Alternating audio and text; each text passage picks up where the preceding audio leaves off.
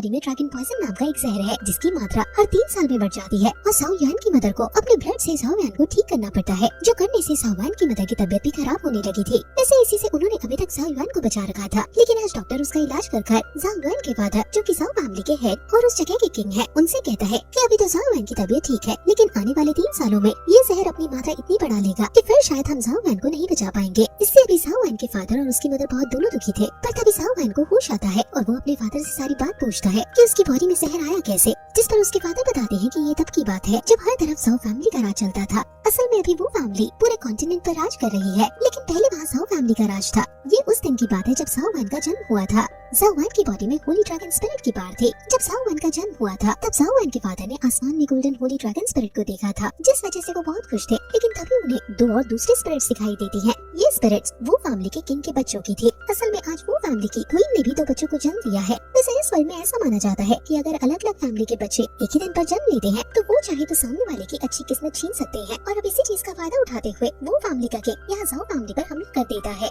असल में वो बहुत पहले से चाहता था कि पूरे कॉन्टिनेंट पर उसका राज हो, लेकिन अभी तक वो इसलिए शांत था क्योंकि उनकी फैमिली में बहुत पुरानी भविष्यवाणी चलती आ रही है कि जब उनकी फैमिली में 2 बच्चे एक साथ जन्म लेंगे तब सारा राज्य वो फैमिली के पास आ जाएगा। वैसे ये भविष्यवाणी सच होती है क्योंकि यहाँ वो फैमिली साओ फैमिली को हरा चुकी थी, जिस चीज में साओ यान के फादर ने अपना एक हाथ भी खो दिया था। लेकिन वो अपनी फैमिली को एक कॉन्ट्रैक्ट के थ्रू बचा लेते हैं। इस कॉन्ट्रैक्ट में उन्हें इस कॉन्टिनेंट को छोड़कर जाना होगा। हालांकि उन्हें अपने राज के लिए एक अलग जगह दी गई है, वो भी पूरे 100 साल के लिए, पर इस दौरान वो यहाँ वो फैमिली के बीच इंटरफेयर नहीं कर सकते। वैसे जैसे कि माना जाता है कि जब 2 बच्चे एक साथ जन्म लेते हैं तब वो सामने वाले की किस्मत ले सकते हैं, वैसा ही यहाँ हमें देखने को मिलता है क्योंकि यहाँ वो फैमिली के उन दोनों प्रिंस की स्पिरिट्स ने साओ यान के अंदर की उस होली ड्रैगन स्पिरिट को अपने अंदर एब्सॉर्ब कर लिया था। हमें बताया जाता है कि जब साओ यान का जन्म हुआ था तब उसके 8 मेरिडियंस अनलॉक थे। असल में बॉडी में 8 ही मेरिडियंस होते हैं और ये हमेशा ब्लॉक रहते हैं। इन्हें अनलॉक तभी किया जा सकता है जब सामने वाला कल्टीवेशन से एक एक कर उन्हें अनलॉक करे, लेकिन साओ यान के ये 8 मेरिडियन शुरुआत से ही अनलॉक थे, पर उसके स्पिरिट छीन लेने की वजह से उसके वो मेरिडियन चले जाते हैं। यहाँ इसका मतलब था कि वो फ्यूचर में भी कल्टीवेशन नहीं कर पाएगा। अब करंट टाइम में जब साओ यान ये सारी बात सुनता है तो वो हैरान हो जाता है क्योंकि उसे ये सारी बात अभी तक नहीं बताई गई थी।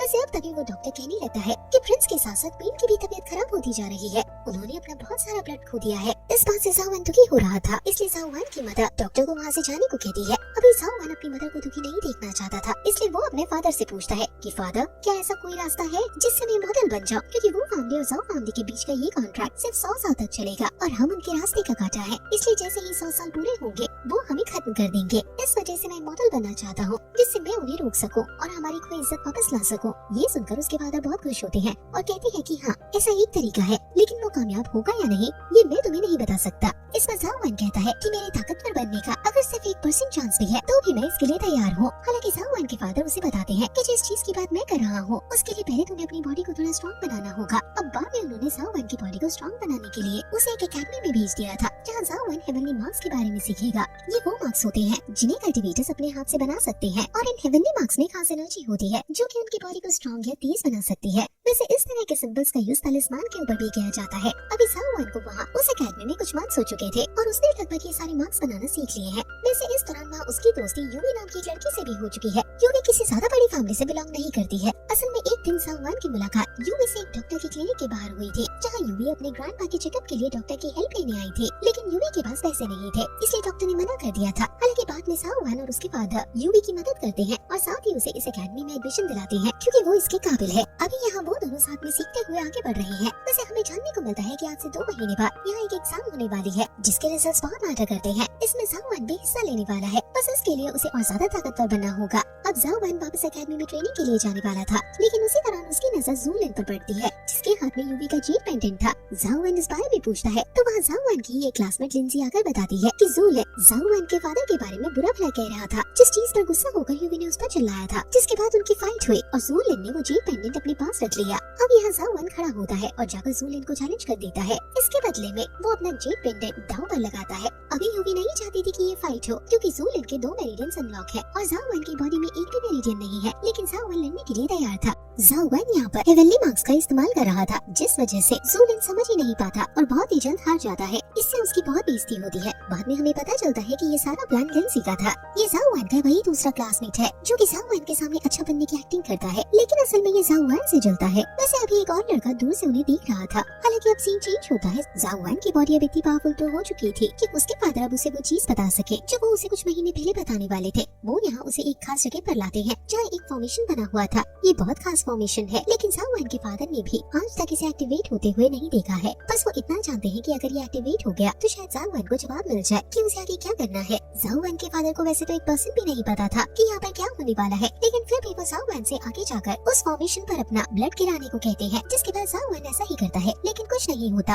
अब जाओ वैन डिसअपॉइंट होकर लौटने वाला था, लेकिन तभी वो फॉर्मेशन एक्टिवेट हो जाता है और वहाँ एक बैरियर क्रिएट हो जाता है। अभी उस बैरियर के अंदर बिजली गिर रही थी, जिससे जाओ वैन बचने की कोशिश कर रहा था। अभी इस दौरान कुछ बिजलियाँ जाओ वैन की बॉडी से भी टच हो जाती हैं, जिससे उसे बहुत दर्द होता है और अपने बेटे को दर्द में देखकर उसके फादर उस फॉर्मेशन को तोड़ने लगते हैं, लेकिन वो फॉर्मेशन नहीं टूटता और यहाँ जाओ वैन को वो बिजलियाँ सहनी पड़ती हैं। इसलिए इस दौरान जाओ वैन अपने फादर और अपनी मदर के बारे में सोच रहा था कि उन्होंने क्या क्या झेला है, जिसके लिए वो इतना दर्द तो सह ही सकता था। वो अब भागता नहीं है, बल्कि उस दर्द को सहने लगता है। ये सिर्फ जाओ वैन का एक टेस्ट था। जाओ वैन यहाँ कह रहा था कि तुम जितनी ताकत से मुझ पर हमला कर सकते हो करो, मैं इसे सहूंगा। लेकिन अब अचानक ही वो वहाँ से टेलीपोर्ट होकर एक ऐसी जगह पर पहुँच जाता है जो जगह ना ही उसने देखी थी और ना ही उस जगह के बारे में कहीं सुना था। यहाँ उसकी मुलाकात याओ याओ नाम की एक लड़की और उसके पेट टुनटुन से होती है। वैसे टुनटुन देखने में तो बहुत क्यूट है, लेकिन वो बहुत पावरफुल बीस्ट है। वैसे यहाँ याओ याओ भी जाओ वैन का ही इंतजार कर रही थी, क्योंकि याओ याओ के ग्रैंडफादर ने कहा है कि यहाँ जंगल के बीच एक लड़का आने वाला है, इसलिए याओ याओ उसे अपने साथ लेकर उनके पास आए। अब याओ याओ जाओ वैन से चलने को कहती है। जाओ वैन को कुछ भी समझ नहीं आता, लेकिन वो उसके पीछे चला जाता है। वैसे याओ याओ के ग्रैंडफादर के पास पहुंचने के बाद जाओ वैन खुद को इंट्रोड्यूस करने वाला था, लेकिन याओ याओ के ग्रैंडफादर ऑलरेडी सब कुछ जानते थे। जो देख जाओ वैन यहाँ उनसे पूछने लगता है कि वो खुद की पावर को बढ़ाने के लिए और अपने मेरिडियंस फिर से पाने के लिए क्या कर सकता है, जिस पर याओ याओ के ग्रैंडफादर कहते हैं कि वो उसकी मदद कर सकते हैं, लेकिन वो उसकी मदद क्यों करे, क्या वो इस लायक है? जिस पर जाओ वैन कहता है कि आपने मुझे बुलाया है तो ये तो आप ही जानते होंगे कि मैं लायक हूँ या नहीं। ये सुनकर याओ याओ के ग्रैंडफादर उसे अपने करीब लाते हुए कहते हैं कि बताओ कि मैं तुम्हारी मदद क्यों करूँ, तुम तो लड़ाई में खुद को भी नहीं बचा सकते। जाओ वैन कहता है भले ही मैं अभी कमजोर हूँ, लेकिन फ्यूचर किसी ने नहीं देखा है, शायद मैं ताकतवर बन जाऊँ। अब याओ याओ के ग्रैंडफादर जाओ वैन को दूर हटाते हैं और कहते हैं कि ठीक है तो मैं तुम्हारी मदद करूंगा, लेकिन इसके बदले तुम्हें प्रॉमिस करना होगा कि तुम याओ याओ को अपने साथ लेकर जाओगे और उसकी रक्षा करोगे। याओ याओ ये सुनकर हैरान थी, लेकिन उसके ग्रैंडफादर पर कोई बहुत बड़ा खतरा आने वाला है, इसलिए वो याओ याओ को जाओ वैन के साथ भेज रहे हैं। अब ये सुनकर जाओ वैन तुरंत ही कह पड़ता है कि ठीक है मैं वादा करता हूँ कि याओ याओ को बचाने के लिए अगर मेरी जान भी चली जाती है तो भी मैं अपनी जान की परवाह नहीं करूंगा। ये सुनकर याओ याओ के ग्रैंडफादर इम्प्रेस हो गए थे, इसलिए वो तुरंत ही एक सीक्रेट रियलम ओपन कर जाओ वैन को वहाँ भेज देते हैं। वहाँ जाओ वैन की मुलाकात एक अजीब क्रिएचर से होती है। जैसे ही वो उस क्रिएचर को खत्म करता है तो उसे अपनी बॉडी से एक अजीब सी एनर्जी महसूस होती है। ये असल में मेरिडियंस थे जो कि उसकी बॉडी में फिर से जन्म ले रहे थे। ये देखकर जाओ वैन समझ आता है कि याओ याओ के ग्रैंडफादर ने उसे यहाँ क्यों भेजा है। अभी यहाँ और भी क्रिएचर्स आते जा रहे थे, जिनसे जाओ वैन लड़ना शुरू कर देता है। उसे इस चीज में बहुत प्रॉब्लम हो रही थी, पर उसे सेम टाइम पर अपनी मदर और फादर का चेहरा याद आ रहा था, जिन्हें याद करते हुए वो सभी क्रिएचर्स को हराकर अपने आंचो मेरिडियंस फिर से पाल लेता है। लेकिन जब वो बाहर आता है तो याओ याओ के ग्रैंडफादर उसे बताते हैं कि ये सारे मेरिडियंस अभी ब्लॉक हैं, इन्हें तुम्हें अनलॉक करना होगा, जिसके लिए तुम्हें बाकी लोगों से 2 गुना ज्यादा मेहनत करनी होगी। ये सुनकर जाओ वैन कहता है कि क्या आप मेरी इस चीज में मदद कर सकते हो, क्या आपके पास कोई ऐसी टेक्निक है जो मेरी हेल्प कर पाए। इस पर याओ याओ के ग्रैंडफादर कहते हैं कि बिल्कुल है, लेकिन मैं वो टेक्निक्स तुम्हें नहीं सिखा सकता, मैं तो तुम्हें जानता भी नहीं। अब ये सुनकर जाओ वैन कहता है कि ठीक है फिर आप मुझे अपना डिसाइबल बना लीजिए। जिस पर याओ याओ के ग्रैंडफादर कहते हैं कि तुम बहुत चालाक हो, लेकिन ठीक है तुम आगे चलकर याओ याओ को प्रोटेक्ट करोगे, इसलिए वैसे भी मुझे अपनी बात तुम्हें देनी ही होगी। यहाँ पर उनके पास टेक्निक्स की जितनी भी नॉलेज थी वो सारी नॉलेज वो जाओ वैन के अंदर ट्रांसफर कर देते हैं, लेकिन जाओ वैन उन टेक्निक्स को तभी यूज कर पाएगा जब उसके हाथों में रीजन्स अनलॉक हो जाएंगे। इसलिए वो कुछ ऐसी नॉर्मल लेवल की टेक्निक्स भी उसे देते हैं जिन्हें जाओ वैन अभी भी यूज कर सकता है, लेकिन उतने लेवल पर नहीं। पर फिर भी ये टेक्निक्स धीरे धीरे उसके रीजन्स को अनलॉक करने में उसकी मदद करेंगी। यहाँ अभी जब जाओ वैन सीक्रेट रियलम में फाइट कर रहा था तो याओ याओ के ग्रैंडफादर ने उसे देखा था, इसलिए वो पूछते हैं कि क्या तुम हेवनली मार्क्स के बारे में जानते हो। जिस पर जाओ वैन कहता है कि हाँ वो बहुत काम की चीज है, अभी तक मेरिडियंस नहीं थे इसलिए वही मेरा साथ देते रहे। इस पर याओ याओ के ग्रैंडफादर कहते हैं कि बहुत बढ़िया, फिर तुम्हें एक और टेक्निक मुझसे लेनी चाहिए। वो जाओ वैन के अंदर केओस वॉर्ड नाम की भी टेक्निक ट्रांसफर कर देते हैं, जिसके बारे में जाओ वैन को वो ज्यादा नहीं बताते, बस आखिर में एक ब्रश उसे दे देते हैं जो कि किसी तियान युआन नाम के कल्टीवेटर का था, ये ब्रश बहुत ही ज्यादा ताकतवर है, ये 9 एलिमेंट्स का यूज कर सकता है, बस इसके लिए कल्टीवेटर का भी पावरफुल होना जरूरी है। अभी जाओ वन इस ब्रश को पाकर बहुत ज्यादा खुश था। वैसे याओ याओ के ग्रैंडफादर जाओ वन को बताते हैं कि याओ याओ भी ताकतवर है, लेकिन वो अपनी पावर का इस्तेमाल नहीं कर सकती क्योंकि उसके सर पर एक सील लगी है। जाओ वन इस चीज पर थोड़ा सोचता तो है, लेकिन वो इस चीज के बारे में ज्यादा नहीं पूछता क्योंकि उसने याओ याओ को प्रोटेक्ट करने का वादा किया है, इसलिए उसे वजह नहीं जाननी, उसे बस किसी भी कीमत पर हर खतरे में उसे प्रोटेक्ट करना होगा। अब यहाँ समय आ चुका था, इसलिए याओ याओ के ग्रैंडफादर उसे बाय कहते हैं और फिर वो एक फॉर्मेशन क्रिएट करते हैं और जाओ वन और याओ याओ को गुड बाय कहकर वहाँ से भेज देते हैं। वो जानते थे कि वो याओ याओ को यहाँ नहीं रख पाएंगे क्योंकि उन पर एक बहुत बड़ा खतरा आने वाला है। ये खतरा असल में 3 गॉड लेवल कल्टीवेटर थे जो कि जाओ वन और याओ याओ के टेलीपोर्ट होते ही वहाँ याओ याओ के ग्रैंडफादर के सामने आ जाते हैं। वैसे याओ याओ के ग्रैंडफादर का नाम कैंग वन है, इसलिए हम उन्हें मास्टर कैंग ही बुलाएंगे। हालांकि अभी यहाँ वो 3 गॉड लेवल कल्टीवेटर्स याओ याओ को लेने आए थे, लेकिन जब वो याओ याओ को वहाँ नहीं देखते तो मास्टर कैंग से लड़ना शुरू कर देते हैं। वैसे भले ही मास्टर कैंग बूढ़े हो चुके हैं, लेकिन वो बहुत ताकतवर है, इस वजह से वो यहाँ उन तीनों को अकेले संभाल रहे थे। बाद में वो उन्हें टेलीपोर्ट करते हुए स्पेस में भी ले आते हैं, जहाँ भी वो उन पर भारी पड़ रहे थे। हालांकि वो तीनों कल्टीवेटर्स अपनी पावर कंबाइन कर हमला करते हैं, लेकिन मास्टर कैंग यहाँ अपनी एक ही उंगली की पावर से उनके इस रैक को डिस्ट्रॉय कर देते हैं। वैसे ये फाइट हमें पूरी नहीं दिखाई जाती क्योंकि इसके बाद सीन चेंज होकर वापस यहाँ जाओ वन और याओ याओ पर आ जाता है। वो अभी इसी जगह पर आ गए थे जहाँ से जाओ वन पहली बार टेलीपोर्ट हुआ था। यहाँ अभी उसके फादर भी उसका इंतजार कर रहे थे, जो कि उसे ठीक देखकर बहुत खुश होते हैं। वैसे अब कुछ ही दिनों में जाओ वन की फैमिली ने याओ याओ को अपना लिया था, मतलब वो बिल्कुल नॉर्मल रहने लगे थे, जैसे कि याओ याओ उन्हीं की फैमिली मेंबर हो। आज खाना खाते वक्त याओ याओ जाओ वन के फादर को वाइन पीता हुआ देखती है और कहती है कि ये क्या है और क्या मैं इसे पी सकती हूँ, जिस पर जाओ वन के फादर तुरंत उसे वाइन दे देते हैं। हालांकि जाओ वन की मदर उन्हें ऐसा करने से मना कर रही थी, लेकिन तभी याओ याओ वो पूरी वाइन पी लेती है और उसे वो बहुत अच्छी लगती है। ये देखते हुए जाओ वन की मदर यहाँ जाओ वन के फादर से कहती है कि आपको समझना चाहिए कि याओ याओ अभी छोटी है और लड़कियों को तो वाइन पीनी ही नहीं चाहिए। हालांकि अब तभी उन्हें खांसी आने लगती है क्योंकि उनकी तबीयत ठीक नहीं है। जो देख याओ याओ उन्हें जेड लोटस देती है जो कि उनकी एनर्जी को बैलेंस रख सकता है। अभी जाओ वन की मदर उसे लेने से मना कर रही थी, लेकिन जाओ वन कहता है कि आप इसे रख लीजिए, ये आपके काम आएगा। वैसे अब तभी वहाँ एक आदमी आता है और जाओ वन के फादर को बुलाता है क्योंकि जाओ वन जिस अकेडमी में पढ़ता है वहाँ के मास्टर उनसे मिलने आए हैं। इस मास्टर का नाम कियान है, ये अभी क्लास बी के मास्टर के बारे में कुछ बताने आए थे। वैसे हमें ये चीज पहले से पता है कि 2 महीने बाद एक बहुत बड़ा एग्जाम होने वाला है। बस प्रॉब्लम ये है कि इस एग्जाम में जो क्लास जीतती है उस क्लास को सारे रिसोर्सेज मिलते हैं और अब तक हमेशा से क्लास बी ही जीतती आ रही है। वैसे जाओ वन क्लास ए का स्टूडेंट है और जो मास्टर कियान है वो भी क्लास ए के ही टीचर है। वैसे मास्टर कियान एक अच्छे टीचर है, लेकिन क्लास बी अभी कुछ सालों से जीत रही है, जिस वजह से सभी पावरफुल स्टूडेंट क्लास बी को ही ज्वाइन करना पसंद करते हैं। इस वजह से यहाँ इनकी क्लास में ऐसा कोई नहीं जो ज्यादा ताकतवर हो और इनकी क्लास में देखा जाए तो सबसे स्ट्रॉन्ग अभी यूवी ही है। वो अभी यहाँ जाओ वन के फादर से इसलिए मिलने के लिए आए थे जिससे उन्हें बता सके कि क्लास बी का जो टीचर है वो सही नहीं है, वो अपनी पोजीशन का फायदा उठाता है, इसलिए उसे ये एग्जाम किसी भी कीमत पर ये लोग नहीं जीतने दे सकते। हालांकि इतना सुनकर जाओ वन कहता है कि चिंता मत कीजिए, इस बार का एग्जाम हम ही जीतेंगे। लेकिन जाओ वन के वैसे ही वेरिएशंस नहीं है और सभी को पता है कि जाओ वन कमजोर है, इस वजह से उस पर भरोसा कर पाना थोड़ा मुश्किल है। पर जाओ वन प्रॉमिस करता है कि क्लास ए ही जीतेगी, इसलिए मास्टर कियान उसकी बात मान लेते हैं। अब यहाँ से सीन चेंज होता है और हम देखते हैं कि जाओ वन अभी यूवी के साथ मार्केट में था जहाँ वो बात कर रही थी और बहुत खुश लग रहे थे। वैसे यूवी जाओ वन को लाइक करती है, लेकिन उसने ये बात अभी तक जाओ वन को बताई नहीं है। वैसे अभी वहाँ दूर से लिंसी भी उन्हें देखकर चल रहा था, पर तभी वहाँ पर वो दूसरा स्टूडेंट आता है जो कि उस दिन लिंसी को दूर से छुपकर देख रहा था। इसका नाम कीयू है और ये भी जाओ वन को ज्यादा पसंद नहीं करता है। ये यहाँ लिंसी से कहता है कि क्या तुम यूवी को पसंद करते हो, जिस पर लिंसी कहता है कि ऐसा नहीं है, लेकिन यूवी जाओ वन के साथ है जो कि बहुत कमजोर लड़का है, उसके साथ यूवी को कुछ नहीं मिलेगा। मैं चाहता हूँ कि वो अपने जैसे पावरफुल लोगों के साथ रहे। इस पर कीयू कहता है कि हाँ मैंने उसे हमारी क्लास बी ज्वाइन करने का ही कहा था, लेकिन वो नहीं माने। वैसे अब यहाँ कीयू लिंसी से कहने लगता है कि तुम्हारे पास एक मौका है यूवी को इम्प्रेस करने का, एग्जाम आने वाला है, वहाँ अगर तुम जाओ वन से फाइट कर उसे हरा दो तो इससे यूवी के सामने तुम्हारी अच्छी इमेज बन जाएगी।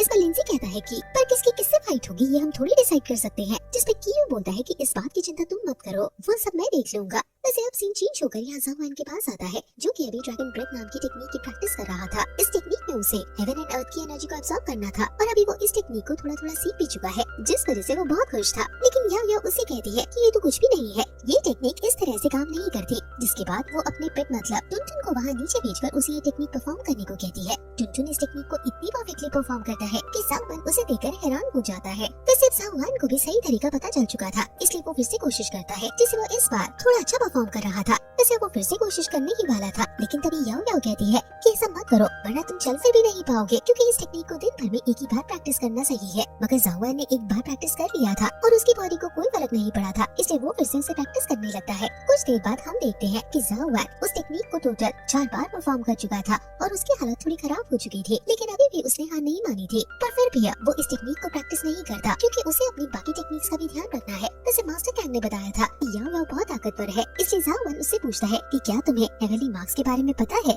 जिस पर याओ याओ कहती है कि हाँ मैं जानती हूँ। अब जाओ कहता है कि क्या तुम मुझे उसके बारे में सिखाओगी, जिस पर याओ याओ मना कर देती है, पर जाओ उसे लालच देता है। वो कहता है कि मैं इस पूरी सिटी की सबसे टेस्टी वाइन तुम्हें ला कर दूंगा, क्या उसके बदले में तुम मुझे हेवनली मार्क्स के बारे में सिखा सकती हो। अब याओ याओ मान जाती है और कहती है कि किसी भी हेवनली मार्क्स को परफॉर्म करने के लिए तुम्हें किस चीज की सबसे ज्यादा जरूरत होगी, तो इस पर जाओ कहता है कि एक पावरफुल सोल की। अब याओ याओ कहती है कि तुमने सही कहा, और वो बताती है कि जब उसके ग्रैंडफादर मतलब मास्टर कैंग ने जाओ से हेवनली मार्क्स के बारे में पूछा था और जाओ ने बताया था कि वो उनके बारे में एक्साइटेड है। अब उसके ग्रैंडफादर ने जाओ को एक टेक्निक दी थी, वो टेक्निक थी केओस वॉइड, जिससे जाओ अपनी सोल को स्ट्रॉन्ग कर सकता है। अब जाओ तुरंत ही इस टेक्निक को परफॉर्म करने लगा था। यहाँ उसकी सोल केओस एरिया में फंस जाती है, जहाँ एक अलग ही स्पिरिचुअल रियलम थी, जहाँ पोर्टल बने हुए थे, जहाँ टोटल 9 पोर्टल है, और जाओ एक पोर्टल को क्लियर कर दूसरे पोर्टल तक पहुँच सकता है। हालांकि एक पोर्टल को क्लियर करने में ही जाओ को इतनी ज्यादा बार लगेगी कि इससे उसकी सोल भी खत्म हो सकती है। वैसे इससे जाओ मरेगा नहीं, क्योंकि ये सिर्फ एक टेक्निक का हिस्सा है, इसलिए जाओ आगे बढ़ता है। अब जब वो पहले पोर्टल को पार कर रहा था, तभी उसकी सोल डिस्ट्रॉय हो जाती है और जाओ की बॉडी में ऐसा दर्द होता है जैसे सच में उसकी जान चली गई हो, लेकिन फिर भी जाओ हार नहीं मानता।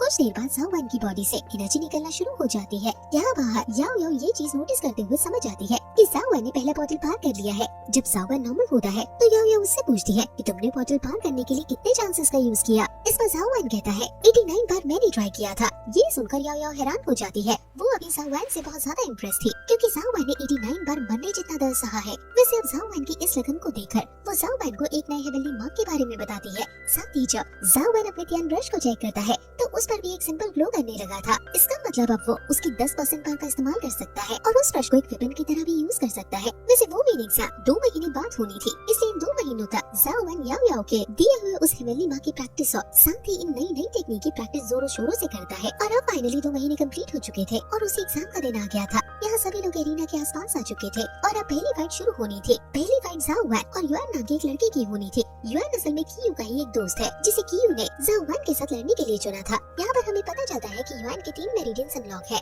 इसका मतलब वो सच में पावरफुल है, लेकिन जाओ से लड़ने वक्त उसके ये मेरिडियंस किसी काम नहीं आते, क्योंकि जब वो तीनों मेरिडियंस की पार से जाओ की तरफ पंच करता है तो जाओ उसके पंच को रोक देता है और बाद में लात मारते हुए उसे एरिना से बाहर फेंक देता है। यहाँ जाओ ने अपने कार्ड अभी खोले ही नहीं थे और युन हार चुका था, जो देखकर सभी लोग हैरान थे और वहाँ की यू को बहुत ज्यादा गुस्सा आ रहा था। हालांकि वो ये चीज समझ चुका था कि शायद जाओ ने मेरिडियंस अनलॉक कर लिए हैं, लेकिन ये सुनकर उसके पास खड़ी एक लड़की कहती है कि ऐसा कैसे हो सकता है, जाओ की बॉडी में तो मेरिडियंस थे ही नहीं। पर कियू को अपनी आंख पर पूरा भरोसा है। हालांकि ये जानता है कि जाओ ने ज्यादा मेरिडियंस अनलॉक नहीं किए हैं, क्योंकि उसने ये चीज पहले ही महसूस कर ली थी। अब यहाँ जब जाओ यूवी के पास आता है तो यूवी उससे पूछती है कि क्या तुमने तुम्हारे मेरिडियंस अनलॉक कर लिए, जिस पर जाओ बताता है कि हाँ मैंने 2 मेरिडियंस अनलॉक कर लिए हैं। जो जानकर यूवी बहुत हैरान होती है, क्योंकि जाओ ने 2 महीने के अंदर इतनी प्रोग्रेस कर ली है। वैसे अब अगला मैच यूवी का था, जिसे वो बहुत आसानी से जीत लेती है। और फिर कुछ डिसेबल्स के बाद यहाँ लिंजी की बारी आती है। लिंजी ने 4 मेरिडियंस अनलॉक कर लिए हैं, इस वजह से वो अपने सामने खड़े ओपोनेंट को हमला करने का मौका दिए बगैर हरा देता है और बाद में उसे बहुत बुरी तरह से पीटता है।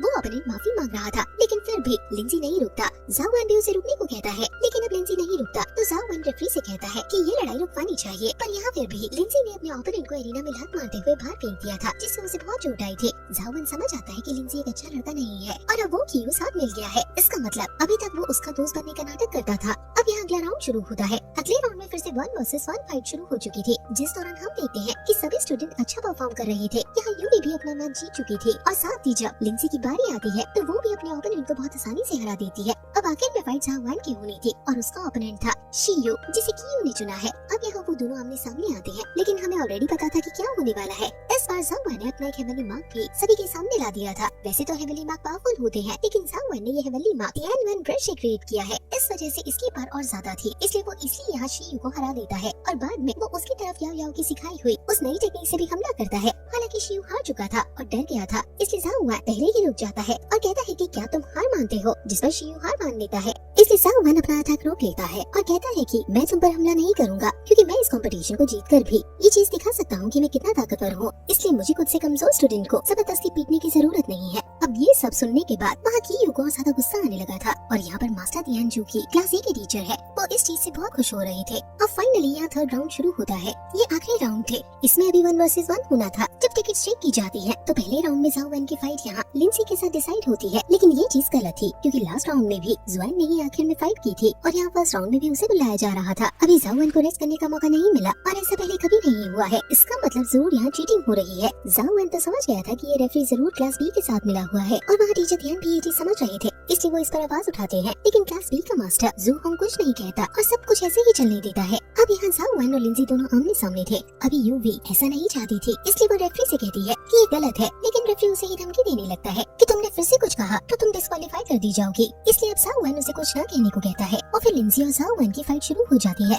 फाइट के दौरान जाओ वन लिंजी को टक्कर दे रहा था, जबकि लिंजी अपने 4 मेरिडियंस अनलॉक कर चुका है। यही चीज देखते हुए अभी सभी स्टूडेंट्स बहुत ज्यादा हैरान थे। वो तो यहाँ तक कह रहे थे कि शायद इस लड़ाई को जाओ वन जीत जाए, लेकिन ये लगभग नामुमकिन सी बात थी। वैसे ये सुनकर यहाँ अभी लिंसी को बहुत ज्यादा गुस्सा आ रहा था और अभी इसी गुस्से में वो जाओ वन की तरह बहुत पावरफुल अटैक्स करता है, लेकिन जाओ वन की स्पीड इतनी ज्यादा तेज थी कि लिंसी का एक अटैक भी उसे नहीं लग रहा था। जाओ वन की स्पीड इसलिए तेज है क्योंकि उसने याओ याओ से एक टेक्निक सीखी है, इसके थ्रू वो खुद को हवा की तरह यहाँ वहाँ मूव कर सकता है। अभी इसी वजह से सभी लोग उसे देखकर बहुत ज्यादा हैरान थे। वैसे जितनी बार जाओ वन लिंसी के अटैक से बच रहा था, उतनी ही लिंसी खुद की बेइज्जती महसूस कर पा रहा था। इस वजह से अब वो बहुत सीरियसली अटैक करना शुरू कर देता है और यहाँ उसकी बॉडी से एक बबल एनर्जी निकलती है, जिसके अटैक की वजह से जाओ वन लगभग एरिना के बिल्कुल कॉर्नर में आ गया था, पर वो किसी तरह से खुद को बचा लेता है। वैसे यहाँ पर अब जाओ वन अटैक करने लगा था, जिस अटैक को रोकने के लिए लिंसी डिफेंस टेक्निक का इस्तेमाल करना शुरू करता है। ये बहुत ही खतरनाक टेक्निक थी क्योंकि यहाँ जाओ वन जिस अटैक का इस्तेमाल कर रहा था उस अटैक की एनर्जी लिंसी पूरी तरह से एब्सॉर्ब करते जा रहा था और बाद में उसी एनर्जी से वो जाओ वन पर हमला कर रहा था, जो देखकर सभी हैरान थे। लेकिन वहाँ कीयू बहुत ज्यादा खुश था क्योंकि उसने ये टेक्निक लिंसी को बताई है, क्योंकि इस टेक्निक से जाओ वन अब कभी भी लिंसी को नहीं हरा पाएगा। हालांकि यहाँ जाओ वन ने हार नहीं मानी थी, वो तेज रफ्तार से अपने हेवनली मार्क्स का इस्तेमाल करते हुए हमला कर रहा था, लेकिन अब उसके तो हेवनली मार्क खत्म हो जाते हैं क्योंकि उनकी टाइम लिमिट होती है। इसलिए अब जाओ वन न ही तेज भाग सकता था और न ही वो अपनी बॉडी की स्ट्रेंथ को इंक्रीज कर सकता था, इसलिए अब उसे यहाँ याओ याओ के सिखाए हुए उस सीक्रेट हेवनली मार्क का इस्तेमाल करना पड़ता है। लेकिन लिंसी ने उसकी एनर्जी को भी एब्सॉर्ब कर लिया था, जिसके बाद जाओ वन वहाँ से सीधा हवा में आकर ड्रैगन क्लॉ नाम के अटैक का इस्तेमाल करता है। ये अटैक बहुत पावरफुल था, जिस वजह से लिंसी का बैरियर टूट जाता है और लिंसी को थोड़ी चोट भी आती है, लेकिन अभी भी वो हारा नहीं था। वैसे जाओ वन के इस अटैक में बहुत ज्यादा एनर्जी यूज हो चुकी थी, लेकिन फिर भी समय रहते उसने ड्रैगन ब्रेथ से अपनी एनर्जी को फिर से रिगेन कर लिया था। यहाँ अभी सभी स्टूडेंट इस लड़ाई को देखकर बहुत हैरान थे और यूवी जाओ वन को चीयर कर रही थी, जो देखकर लिंसी को और गुस्सा आ रहा था। यहाँ गुस्से में वो फिर से हमला करना शुरू कर देता है, लेकिन जाओ वन उसके हमले को रोकता है, जिसके बाद गुस्से में ही यहाँ लिंसी ने अपने 4 मेरिडियंस की पावर का इस्तेमाल करना शुरू कर दिया था। लेकिन जाओ वन के 2 मेरिडियंस उसके 4 मेरिडियन से ज्यादा ताकतवर साबित होते हैं और लिंसी का ये अटैक भी नाकाम साबित हो जाता है। और इसके बाद अब जाओ वन यहाँ हवा में आकर अपनी ड्रैगन क्लॉ की पूरी पावर का यूज करने का फैसला करता है। अभी यहाँ लिंसी ने एक बार फिर बैरियर क्रिएट किया था, लेकिन इस बार भी उसका बैरियर डिस्ट्रॉय हो जाता है और यहाँ जाओ वन ने इस बार ड्रैगन क्लॉ में पूरी पावर लगा दी थी, जिस वजह से लिंसी वहाँ एरिना से बाहर फेंक जाता है और हार जाता है। ये देखने के बाद वहाँ हर कोई बहुत ज्यादा हैरान था और दूसरी तरफ कीयू को बहुत ज्यादा गुस्सा आ रहा था। नीचे को रेफरी खुद हैरान था, इसलिए वो कुछ कह ही नहीं पाता और तभी मास्टर दियान जाओ वन को इस राउंड और उस एग्जाम का विनर अनाउंस कर देते हैं। वो अभी जाओ वन की जीत से बहुत ज्यादा खुश है। वैसे वहाँ कीयू जब आकर अपने फादर से मिलता है, उसका फादर की फैमिली का लीडर है और वही असल में पूरी क्लास बी को ऑपरेट करता है, क्योंकि जू होंग उसके साथ मिला हुआ है। ये इस कंपटीशन में अच्छा परफॉर्म इसलिए करना चाहते थे जिससे सारे स्ट्रॉन्ग स्टूडेंट क्लास बी में ज्वाइन हो जाए, जिससे सीक्रेटली ही सही पर की फैमिली और ज्यादा ताकतवर हो जाएगी। अभी इनका प्लान नाकाम हो गया क्योंकि जाओ वन एग्जाम पास कर चुका है और उसने एग्जाम पास कर क्लास ए रिज्वाइन कर ली है। हालांकि इस पर कीयू का फादर कहता है कि तुम चिंता मत करो, क्योंकि की फैमिली को स्ट्रॉन्ग बनाने की प्लानिंग मैं कई सालों से करते आ रहा हूँ। जाओ वन के इस एग्जाम को पास कर लेने से हमें कोई फर्क नहीं पड़ता, क्योंकि मैंने बहुत कुछ सोच रखा है। अभी इस साल के अंदर एक और एग्जाम आने वाली है जिसमें हम ही जीतने वाले हैं। अब यहाँ से सीन चेंज होता है और हम जाओ वन और यूवी को देखते हैं। वो अपनी क्लास बी में पहुँच चुके थे, जहाँ वो नए स्टूडेंट से मिलते हैं। ये सभी स्टूडेंट बहुत खुश थे क्योंकि ये उतने ताकतवर नहीं है, इस वजह से इन्हें इस चीज की कभी उम्मीद ही नहीं थी कि उनकी क्लास में पावरफुल स्टूडेंट्स आएंगे। पर इस बार तो दोनों ही टॉप लेवल के स्टूडेंट वहाँ आए हैं, जिस वजह से ये उनका वेलकम करते हैं। यहाँ पर झाओ वैन और यूवी की मुलाकात क्लास मॉनिटर यांग जी से होती है। इस लड़के ने अपने 5 मेरिडियंस अनलॉक कर दिए और हमें पता चलता है कि यूवी भी अपनी 5 मेरिडियंस अनलॉक कर चुकी है। अब तभी वहाँ पर मास्टर थियान आते हैं। वो कहती है कि तुम लोग खुश किस बात पर हो रहे हो, इस साल के अंत तक एक और एग्जाम आने वाली है और उस एग्जाम में पार्टिसिपेट करने के लिए ही तुम्हें पूरे 5 मेरिडियंस अनलॉक करने होंगे और तुम में से किसी के भी 5 मेरिडियंस अनलॉक नहीं है। सिर्फ यांग जी और यूवी को छोड़कर तुम्हें जल्द से जल्द अपने मेरिडियंस अनलॉक करने होंगे, इसलिए अब से तुम्हारी दुगनी ट्रेनिंग स्टार्ट होगी। ये सुनकर वो सभी बच्चे दुखी हो जाते हैं, पर ताकतवर बनने के लिए ऐसा करना ही होगा। वैसे आज मास्टर थियान इन्हें जीत वाटरफॉल पर ले जाने वाले हैं, जहाँ सभी क्लासेस जा सकती हैं, लेकिन सभी क्लासेस का अलग अलग टाइम होता है। जीत वाटरफॉल के अंदर जाकर ये लोग वहाँ की एनर्जी को एब्जॉर्ब कर सकते हैं। वैसे अब यहाँ रास्ते में इन्हीं की क्लास में किंग शी इन्हें बताती है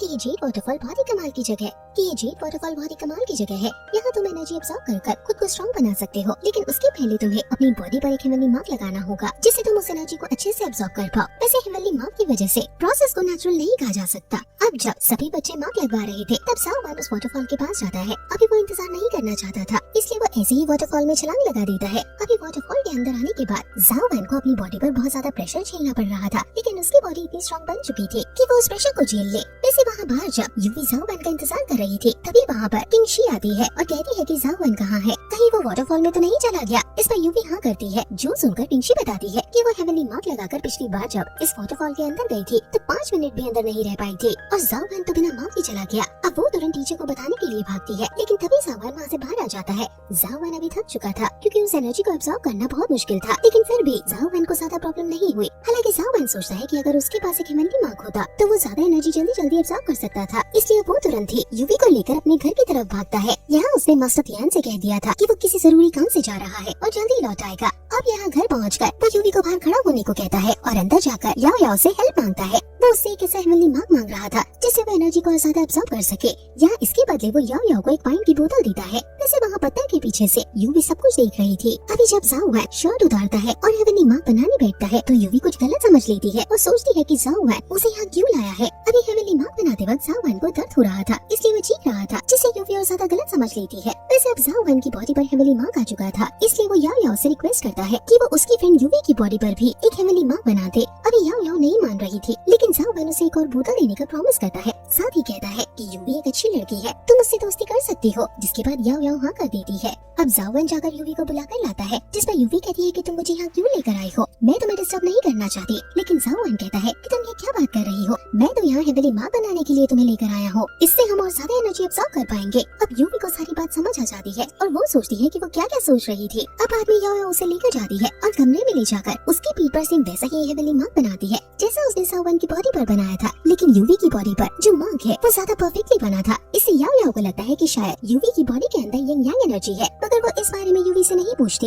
अब तभी सीन चेंज होकर वहाँ वाटरफॉल के पास आता है। सभी स्टूडेंट्स अभी वहाँ एनर्जी एब्जॉर्ब कर रहे थे और उन्होंने ग्रुप बना रखे थे, क्योंकि एक साथ सब स्टूडेंट्स अंदर नहीं जा सकते। इन्हें 3 घंटे का टाइम मिला है, लेकिन टाइम पूरा होने से पहले ही क्लास बी और उसका मास्टर जू होंग वहाँ आ जाता है। जू होंग यहाँ आकर कहता है कि तुम्हारी क्लासेस एनर्जी को एब्जॉर्ब कर वेस्ट कर रही है, क्लास बी को इसे एब्जॉर्ब करने दो, क्योंकि वही इस एकेडमी का फ्यूचर है। हालांकि मास्टर थियान इस बात पर कहते हैं कि अगर तुम्हें ज्यादा टाइम चाहिए तो इस बारे में जाकर किंग से बात करो, लेकिन इस पर जू होंग कहने लगता है कि मैं उससे बात नहीं करूंगा। अब यहाँ किंग के डिसरिस्पेक्ट देखकर मास्टर थियान को गुस्सा आ जाता है और वो अपनी एनर्जी रिलीज करते हैं। जो देख जू होंग अपनी एनर्जी रिलीज करने लगा था, अब तभी सीन चेंज होकर यहाँ वापस झाओ वैन के पास आता है। झाओ वैन, यूवी और याओ याओ तीनों ही यहाँ जीत वाटरफॉल की तरफ आ रहे थे, जिस दौरान झाओ वैन कहता है कि हेवनली मार्क की वजह से मेरी बॉडी बहुत भारी भारी लग रही है, लेकिन इस पर यूवी कहती है कि मुझे ऐसा फील नहीं हो रहा। अब तभी वहाँ टुनटुन आ जाता है। वो झाओ वैन के ऊपर छलांग लगाते हुए खाना ढूंढ रहा था, लेकिन झाओ वैन उसे खाना देने की बजाय उसे चिढ़ाने लगता है, जिस पर याओ याओ कहती है कि तुम्हें इसे नहीं चिढ़ाना चाहिए, क्योंकि अगर इसे गुस्सा आ गया तो ये तुम्हें खा जाएगा।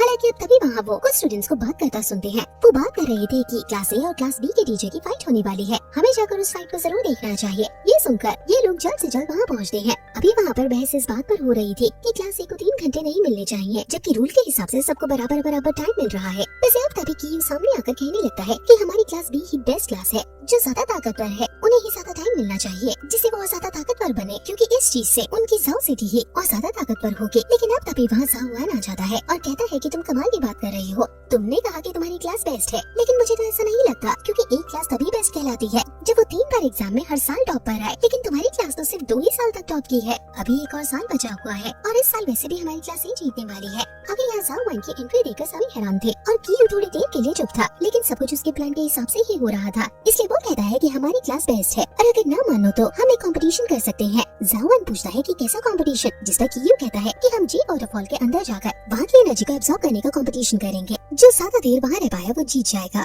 अभी यहाँ सब उसकी चाल समझ चुके थे, क्योंकि कियू के 6 मेरिडियंस ऑलरेडी अनलॉक हो चुके हैं, वो इजीली ज्यादा देर तक एनर्जी एब्जॉर्ब कर सकता है, जबकि क्लास ए में 6 मेरिडियंस अनलॉक करने वाला कोई है ही नहीं। अभी यहाँ कियू की शर्त के मुताबिक अगर क्लास ए हार जाती है तो उन्हें अपने 1.5 घंटे कम कराने होंगे, जिसमें से 1 घंटा क्लास बी और 15-15 मिनट क्लास सी और डी को मिलेंगे। अब जाओ वान भी सेम शर्त लगाता है और इस बार जाओ वान खुद को इस शर्त में इन्वॉल्व करता है, मतलब कि अब क्लास ए की तरफ से जाओ वान वाटरफॉल के अंदर जाएगा, जो सुनकर सभी हैरान थे, क्योंकि जाओ वान के सिर्फ 2 ही मेरिडियंस अनलॉक हुए हैं। यहाँ पर अभी कियू इस चीज से बहुत ज्यादा खुश था और वो तुरंत ही इस बात को एक्सेप्ट कर लेता है। बाद में जाओ वान जाकर मास्टर ध्यान से माफी मांगता है, क्योंकि उसने शर्त एक्सेप्ट कर ली थी। मास्टर ध्यान को उस पर भरोसा था। अब यहाँ वो दोनों ही वाटरफॉल के किनारे पर आ जाते हैं, जहाँ कियू कहता है कि अभी भी मौका है, तुम हार मान लो, लेकिन जाओ वान कहता है नहीं, और इसके बाद वो सीधा पानी में जंप कर देता है। वैसे यहाँ कियू के हाथ में एक पिल थी, मतलब वो चीटिंग करने वाला है। अब वो भी यहाँ पानी में आ जाता है और दोनों ही उस एनर्जी को एब्जॉर्ब करना शुरू कर देते हैं। अभी इस दौरान कियू को पहले से उम्मीद थी कि वो आराम से जीत जाएगा, उसे चीटिंग करने की जरूरत नहीं पड़ेगी,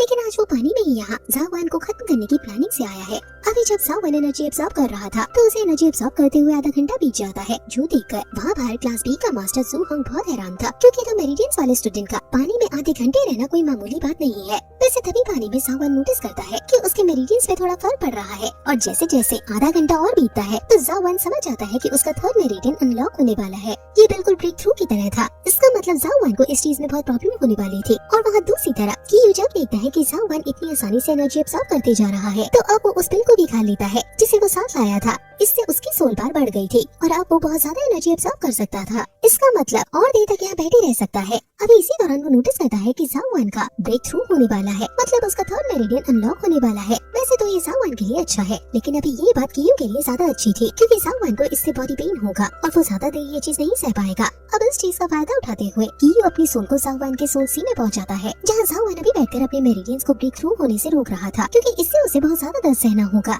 उसे दर्द से फर्क नहीं पड़ता, लेकिन इस दर्द की वजह से उसकी क्लास हार भी सकती है। वैसे अब यहाँ जैसे ही कियू आता है तो वो जाओ वान पर अपनी सोल नीडल से हमला करना शुरू कर देता है। इससे बचने के लिए जाओ वान ने अपने सामने एक शील्ड क्रिएट कर ली थी, लेकिन वो शील्ड भी ज्यादा देर तक उस सील नीडल को नहीं रोक सकती, क्योंकि यहाँ पर कियू बाहर एनर्जी एब्सॉर्ब करने के बजाय पूरा फोकस हमला करने पर लगा रहा है। फाइनली अब जाओ वान की शील्ड ब्रेक हो जाती है, जिस वजह से वो नीडल उसे लगने ही वाली थी, लेकिन उसी समय जाओ वान का 3rd मेरिडियन अनलॉक होता है। इससे जाओ वान को बॉडी पेन तो होता है, लेकिन उसने वो दर्द सह लिया था। इसकी वजह से वो सोल नीडल भी डिस्ट्रॉय हो चुकी थी। यहाँ पर अभी जाओ वान तुरंत क्योस वॉल टेक्निक का इस्तेमाल करता है, एक डार्क पोर्टल ओपन करता है, जो कि अभी कियू की सोल को अपनी तरफ खींच रहा था। जैसे ही कियू की सोल उसके पार हो जाती है तो वो वहीं खत्म हो जाती है। इसका मतलब वो वापस कियू की बॉडी में पहुंच चुकी है, और इस चीज से कियू को इतना दर्द हुआ था जैसे कि वो जान से मारा जा चुका हो। और यहाँ जाओ वान से बिल्कुल उल्टा, वो इस दर्द को बिल्कुल सह नहीं पाता, जिसकी वजह से वो वाटरफॉल से बाहर फेंक जाता है और हार जाता है। अब बाद में जाओ वान बाहर आता है, सभी उसे देखकर हैरान थे, क्योंकि वो पूरी तरह से ठीक था और साथ ही ब्रेक थ्रू करते हुए उसने अपने 3rd मेरिडियन को भी अनलॉक कर लिया था।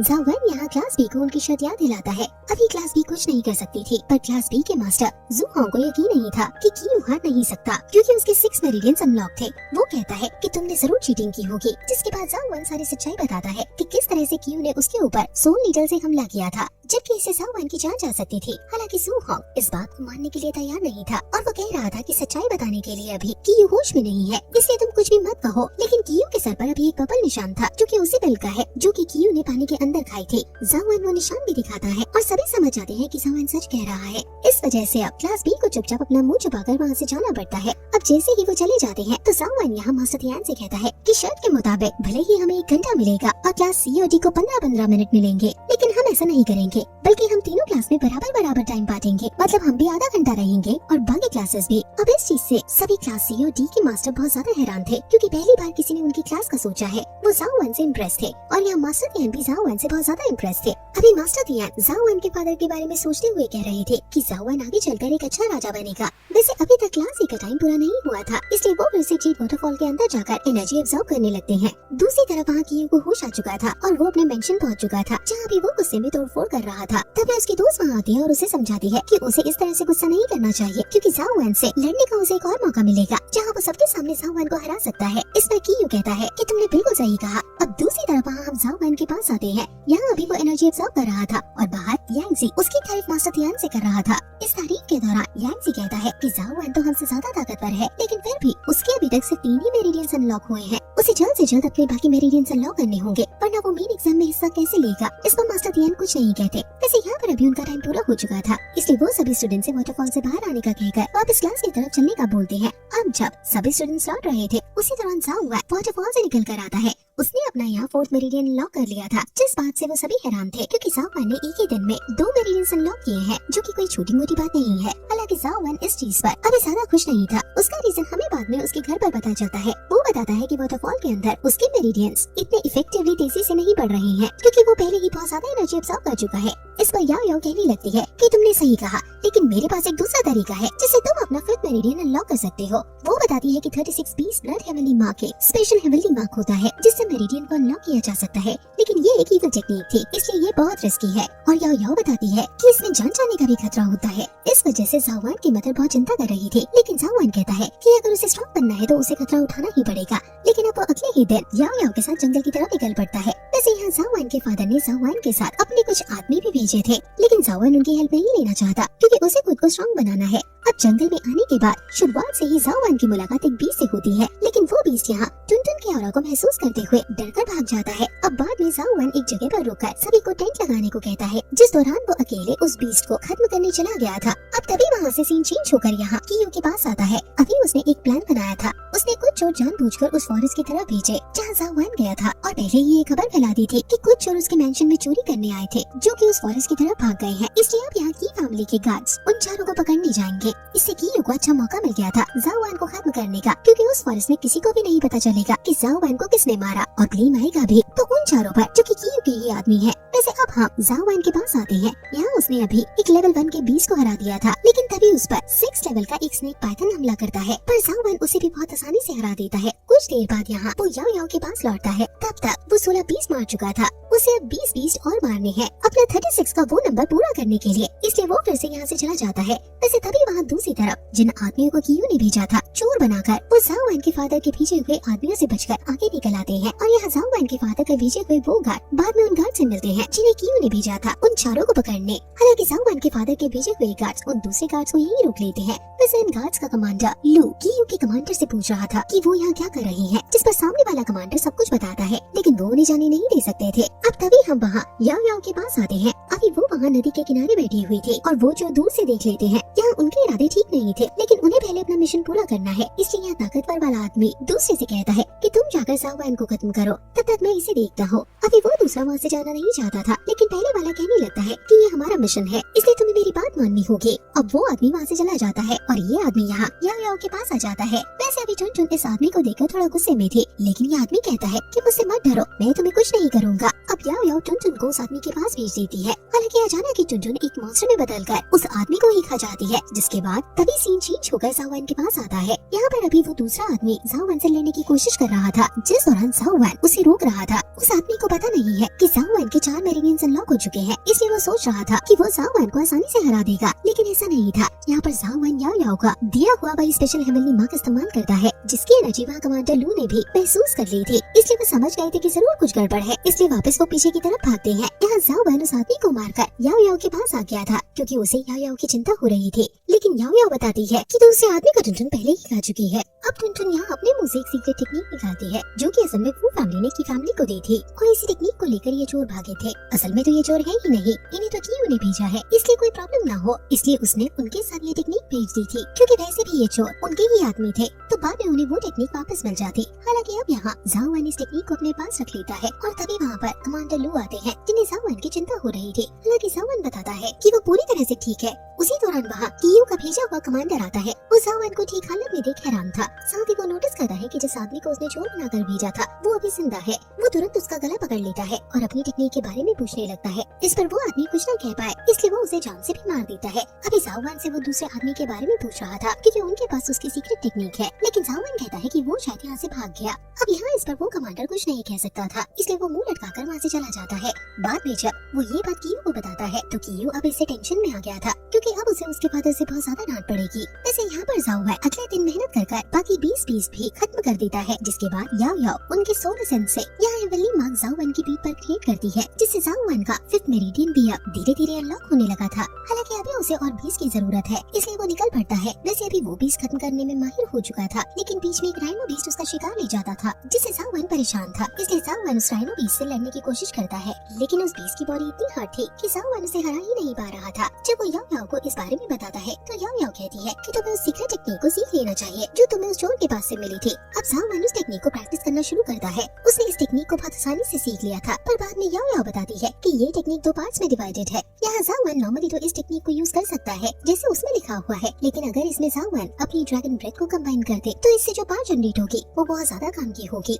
अब हमें बाद में बताया जाता है कि इस टेक्निक का नाम मिस्टिक लाइट ब्लेड है और ये एक स्पिरिचुअल स्वॉर्ड टाइप टेक्निक है। इसका मतलब इससे शार्प लाइटनिंग स्वॉर्ड क्रिएट की जा सकती है। वैसे इससे ज़ाओ वैन को प्रॉफिट हुआ था क्योंकि अब वो बीस्ट और ज्यादा तेजी से खत्म कर पा रहा है, मगर तभी उसकी मुलाकात फिर से उस राइनो से होती है जो कि उसके बीच हमेशा प्रॉब्लम क्रिएट करता था। इसलिए ज़ाओ वैन उस पर हमला करता है लेकिन राइनो को गुस्सा आ जाता है। अभी ज़ाओ वैन की मामूली मिस्टिक लाइट ब्लेड किसी काम नहीं आ रही थी इसलिए ज़ाओ वैन उस राइनो को जाल में फंसाकर अपनी ड्रैगन ब्रेथ के इस्तेमाल से उस मिस्टिक लाइट ब्लेड की असली बात सामने लाता है और उसके बाद उस राइनो पर हमला करता है जिससे ज़ाओ वैन ने एक ही अटैक में उस राइनो को खत्म कर दिया था। ज़ाओ वैन अभी बहुत ज्यादा मेहनत कर रहा है क्योंकि एग्जाम आने में सिर्फ 2 महीने बचे हुए हैं। अब तभी सीन चेंज होकर कियू के पास आता है। उन्हें अभी भी टेक्निक नहीं मिली थी इसलिए वो लोग परेशान थे, लेकिन कियू एक प्लान बनाता है। वो अपने आदमियों से कहता है कि वो जाकर यूवी को किडनैप कर ले, इससे वो ज़ाओ वैन से बाद में उस टेक्निक को मांग पाएंगे। अब उसके आदमी ऐसा ही करते हैं। वैसे अभी उसने अपनी दोस्त को भी भेज दिया था। अभी यूवी तो ज़ाओ वैन की चिंता में थी क्योंकि उसे बहुत टाइम से ज़ाओ वैन की कोई खबर नहीं मिली है, लेकिन अभी अचानक से कियू के आदमियों से घेर लेते हैं। यहाँ पर हमें पता चलता है कि यूवी ऑलरेडी अपने 6th मेरिडियन को अनलॉक कर चुकी है, इसलिए वो यहाँ से कुछ आदमियों को तो आराम से हरा देती है। लेकिन अभी कियू की दोस्त मतलब हियोशी अपने साथ 7th मेरिडियन वाले कुछ गार्ड्स को भी लाई थी।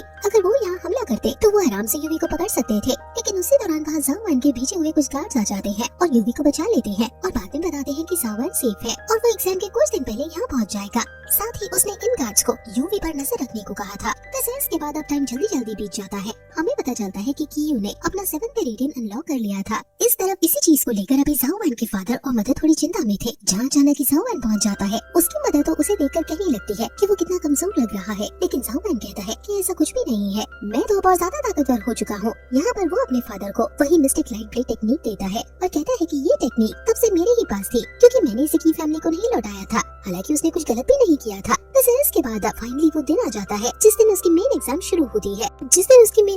होनी थी, इसलिए ज़ाओ वैन अभी अपनी क्लास से मिलने गया था जहाँ उसकी मुलाकात यूवी, यांगजी और किंगशी से होती है। वो तीनों भी प्रैक्टिस कर रहे थे। ज़ाओ वैन उनके पास आता है और तभी वहाँ पर मास्टर तियान आ जाते हैं। वो कहते हैं कि ये फाइट बहुत टफ होने वाली है क्योंकि तुम्हारा ओपोनेंट बहुत पावरफुल है, लेकिन तभी ज़ाओ वैन आगे आते हुए कहता है कि कियू की चिंता मत करना, उसे मैं हरा दूंगा क्योंकि मेरा 5th मेरिडियन अनलॉक हो चुका है। हालांकि ये सुनकर मास्टर तियान को थोड़ा अजीब लगता है क्योंकि कियू ऑलरेडी अपना 7th मेरिडियन अनलॉक कर चुका है, लेकिन वो यहाँ कुछ नहीं कहते। अभी फाइनली ये सभी एरिना के पास पहुँचते हैं जहाँ ज़ाओ फैमिली और की फैमिली भी मौजूद थी। ये मेन एग्जाम एक इम्पोर्टेंट एग्जाम है क्योंकि इससे डिसाइड होता है कि कौन सी क्लास बेस्ट है। अभी सभी क्लास को उनके अकॉर्डिंग एक प्लेटफॉर्म दिया गया था, जिसके बाद यहाँ फाइट शुरू होती है। अभी पहले class C and class D के स्टूडेंट्स की फाइट हो रही थी, फिर बाद में यहाँ पर क्लास ए से यांगजी उतरता है। यांगजी की फाइट क्लास बी की एक लड़के से होनी थी, पर फाइट के दौरान उस लड़के की बॉडी से एक रेड ऑरा निकल रहा था। वो ऑरा तो बहुत पावरफुल था जिसे यांगजी नहीं रोक पाया था और बहुत ही जल्द हार जाता है। ज़ाओ वैन ने ये ऑरा महसूस कर लिया था। हालांकि इतने में अब दूसरा स्टूडेंट आकर फिर से क्लास ए के एक दूसरे स्टूडेंट को बुलाता है। यहाँ पर हर क्लास से सिर्फ 4 स्टूडेंट आए थे, इसलिए इन्हें कम से कम 3 फाइट जीतनी है, तभी ये इस एग्जाम को पास कर पाएंगे।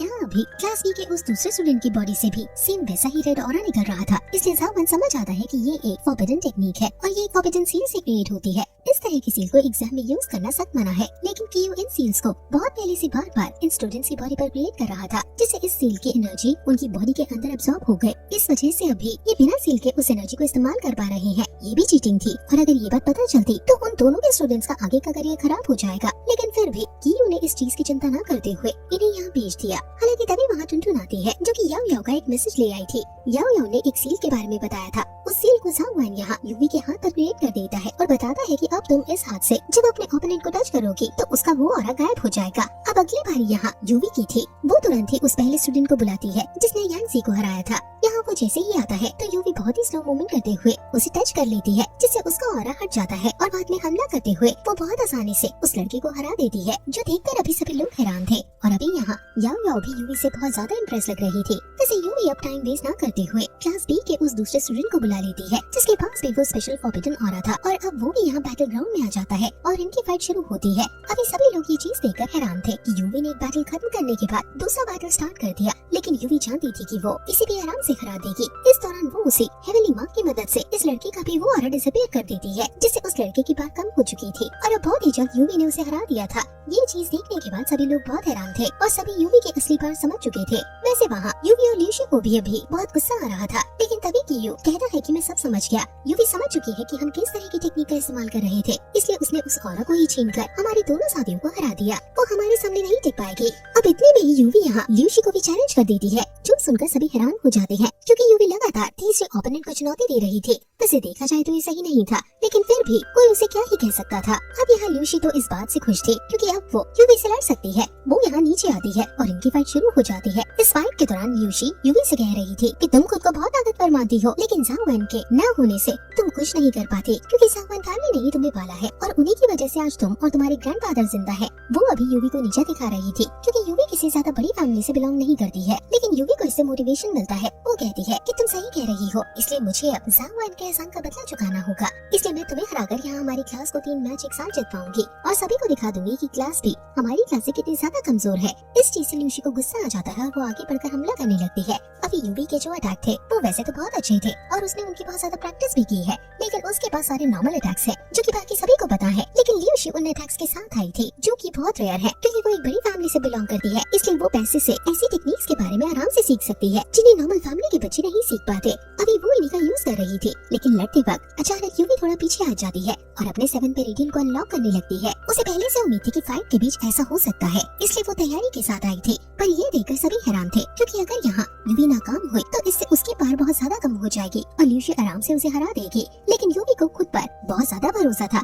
ये देख अभी ल्यूशी बहुत ज्यादा गुस्से में आ जाती है। वो कहती है कि तुम जानबूझकर मुझे नीचा दिखाने के लिए ऐसा कर रही हो, लेकिन इतने में ही यूवी तो अपनी प्रोसेस चालू कर चुकी थी। जो देख ल्यूशी उसकी तरफ हमला करती है और वहाँ एक धमाका होता है। धमाके के बाद हम देखते हैं कि यूवी ने फाइनली अपने 7th पेरिडियन को अनलॉक कर लिया था और वो ल्यूशी के हमले से भी बच गई थी। वैसे अब यहाँ वो उतनी ही पार से हमला करना शुरू करती है। यूवी के वो मामूली हमले और ज्यादा खतरनाक हो चुके थे और वो उनसे ल्यूशी को हरा रही थी। जो देख ल्यूशी को बहुत गुस्सा आ रहा था, लेकिन गुस्से का कोई फायदा नहीं था क्योंकि बहुत ही जल्द अब यूवी उसे हरा देती है। अभी ल्यूशी नीचे कर चुकी थी और अब उसकी हिम्मत नहीं पड़ रही थी कि वो खड़े होकर फाइट कंटिन्यू कर सके। जो देख वहाँ अभी कियो भी बहुत ज्यादा हैरान और गुस्से में था। वैसे अब यहाँ यूवी को उस 3rd मैच का भी विनर अनाउंस कर दिया जाता है, लेकिन इसके बाद अब वो कियो को भी चैलेंज कर देती है। जो देखने के बाद वहाँ पे लोग बहुत ज्यादा हैरान हो चुके थे। वैसे यहाँ इस चीज से की फैमिली की बहुत ज्यादा बेइज्जती हुई थी क्योंकि यूवी ने अकेले 3 स्टूडेंट्स को हराने के बाद यहाँ कियो को भी चैलेंज कर दिया। इसका मतलब वो उसे बिल्कुल भी ताकतवर नहीं मानती है। हालांकि कियो यूवी से कहता है कि तुम गलती कर रही हो, तुम मुझे नहीं हरा पाओगे, इसलिए किसी और को चैलेंज कर लो। पर यूवी अपना फैसला बना चुकी थी।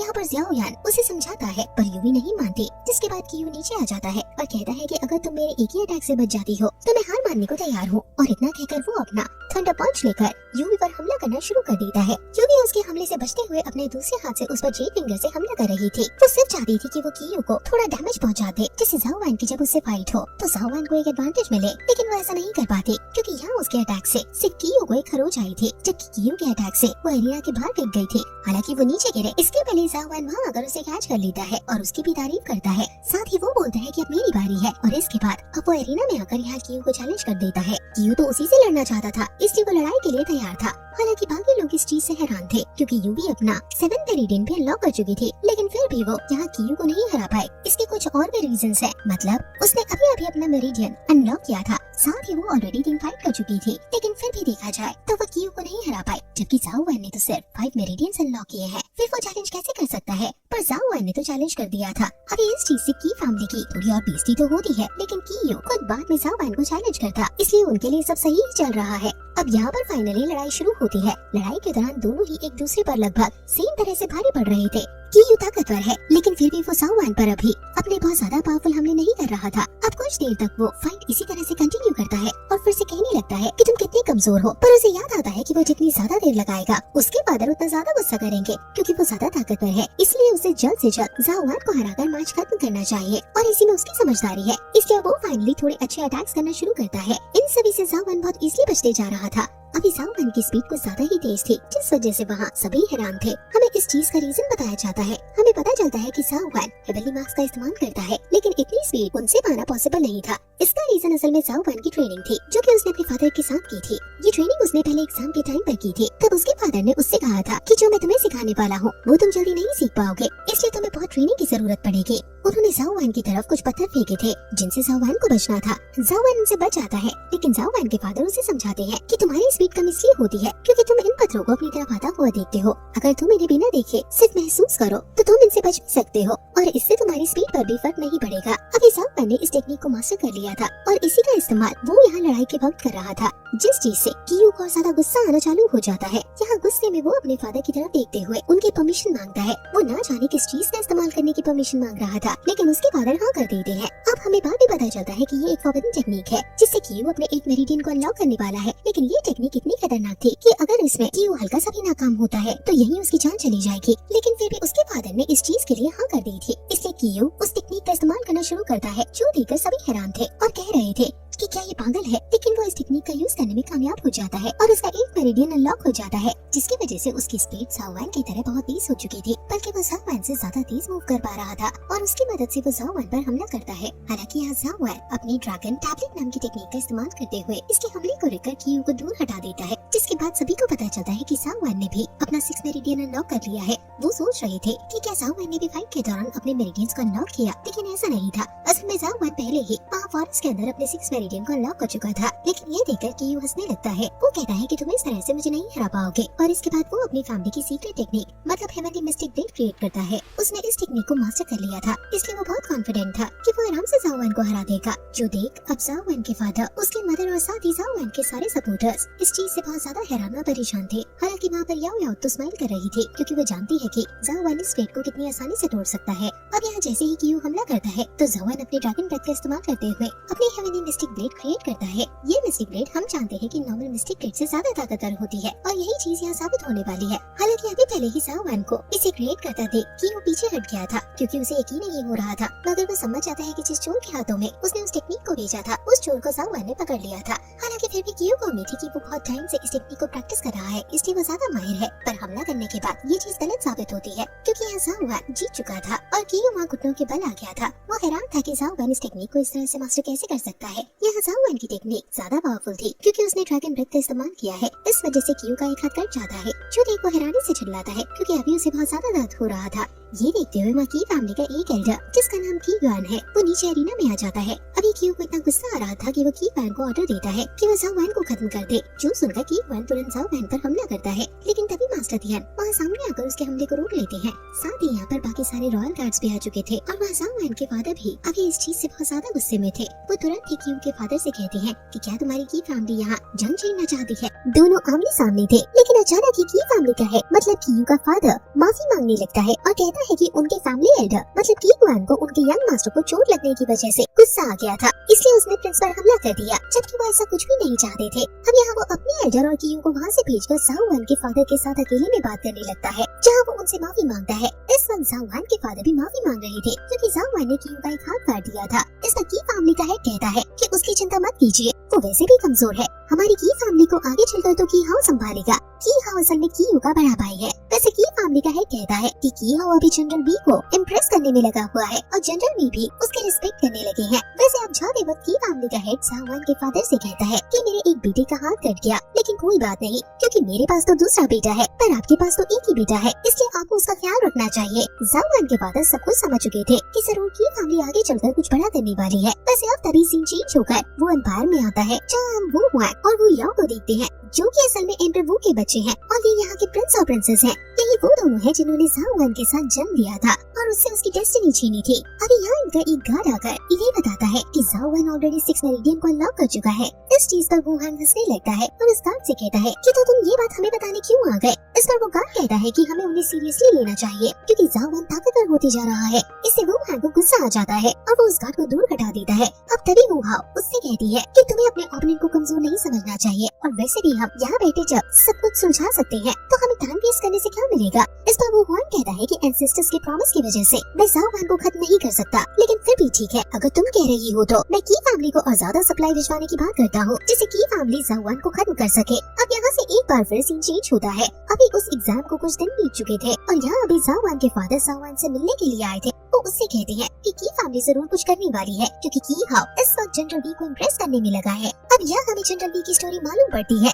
जनरल बी असल में कैंगलिन सिटी के हेड है, मतलब वो यहाँ के किंग है और कैंगलिन आर्मी उनकी बहुत ज्यादा रिस्पेक्ट करती है। वैसे जाओ वन के फादर बताते हैं कि जनरल बी और जाओ वन के फादर बहुत अच्छे दोस्त हुआ करते थे, लेकिन ब्लैक अबिस में जो वेनॉम के अभी राज कर रहा है उसके साथ जनरल बी की फाइट होनी थी, जिस दौरान जाओ वन के फादर ने प्रॉमिस किया था कि वो उसकी मदद करेंगे, लेकिन सही टाइम पर वहाँ नहीं पहुँच पाए। इस चीज की वजह से वेनॉम किंग का पॉइजन जनरल बी की बॉडी में चला गया। उस वक्त जनरल बी हारे तो नहीं थे, लेकिन आगे चलकर वो पॉइजन उनके बेटे की बॉडी में आ चुका है। इस वजह से उनका बेटा अभी चल भी नहीं पाता और इसी कारण से तब से जाओ वन के फादर की हिम्मत ही नहीं हुई कि वो जाकर जनरल बी से मिल पाए। यहाँ वो जाओ वन से कह रहे थे कि अगर किसी तरह जनरल बी हमारी साइड हो जाए तो फिर की फैमिली हमारा कुछ नहीं बिगाड़ पाएगी। वैसे वो जाओ वन को बताते हैं कि की हाउ ऑलरेडी वहाँ जा चुका है और जनरल बी को इम्प्रेस करने की कोशिश कर रहा है। अब जाओ वन पूछता है कि फिर मुझे क्या करना है, जिस पर उसके फादर कहते हैं कि अभी हमारा मेन मकसद जनरल बी को मनाना नहीं है, बल्कि हमें एक एलिक्सर चाहिए जो कि ब्लैक एबिस में मिलता है। यहाँ पर वो जनरल बी के बारे में इतनी देर से इसलिए बता रहे थे क्योंकि जनरल बी की कैंगलिन सिटी ब्लैक एबिस के बहुत ज्यादा करीब है।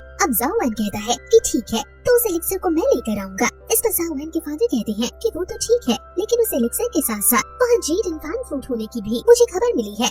ये सुनकर जाओ वन हैरान हो जाता है। असल में जेड इन्फैंट फ्रूट एक इस तरह का फ्रूट है जो कि किसी की भी उम्र को बढ़ा सकता है। जाओ वन को ये फ्रूट अभी उसकी मदर के लिए चाहिए था। वो कहता है कि मैं इस फ्रूट के लिए कुछ भी करने को तैयार हूँ। अब जाओ वन के फादर कहते हैं कि ठीक है, ये सफर बहुत खतरनाक होगा, इसलिए कमांडर लू और बाकी सारे गार्ड्स भी तुम्हारे साथ जाएंगे और तुम कुछ टाइम जनरल बी के पास रुककर उन्हें भी इम्प्रेस करने की कोशिश करना, शायद वो तुम्हारा साथ देने को तैयार हो जाए। अब जाओ वन इस पर हाँ करता है। बस इसके बाद उसके फादर उसे एक स्क्रोल देते हैं जो कि कल्टीवेशन का स्क्रोल है। वो बताते हैं कि अब जाओ वन जल्द ही इमेजिनरी लेवल पर पहुंच जाएगा, जिसके बाद उसे की कल्टीवेशन शुरू करनी होगी जो कि मेन कल्टीवेशन होती है और ये स्क्रोल वही है जो कि उनकी फैमिली बहुत टाइम से यूज करते आ रही है। हालांकि अभी जाओ वन को अपने 7th और 8th मेरिडियन को भी अनलॉक करना है तब वो की कल्टीवेशन कर पाएगा, लेकिन फिर भी वो इस स्क्रॉल को रख लेता है। इसके बाद वो सीधा भागते हुए यहाँ याओ याओ के पास आता है। वहाँ अभी वो एक वाइन की बोतल लेकर आया था और उसकी तारीफ कर रहा था, जिससे याओ याओ समझ जाती है कि जाओ वन किसी मतलब से ही यहाँ आया है। वो जाओ वन से पूछ लेती है कि वो क्या चाहता है। अब कुछ देर तक नखरे खाने के बाद जाओ वन बताता है कि उसे एक की कल्टीवेशन मेथड चाहिए।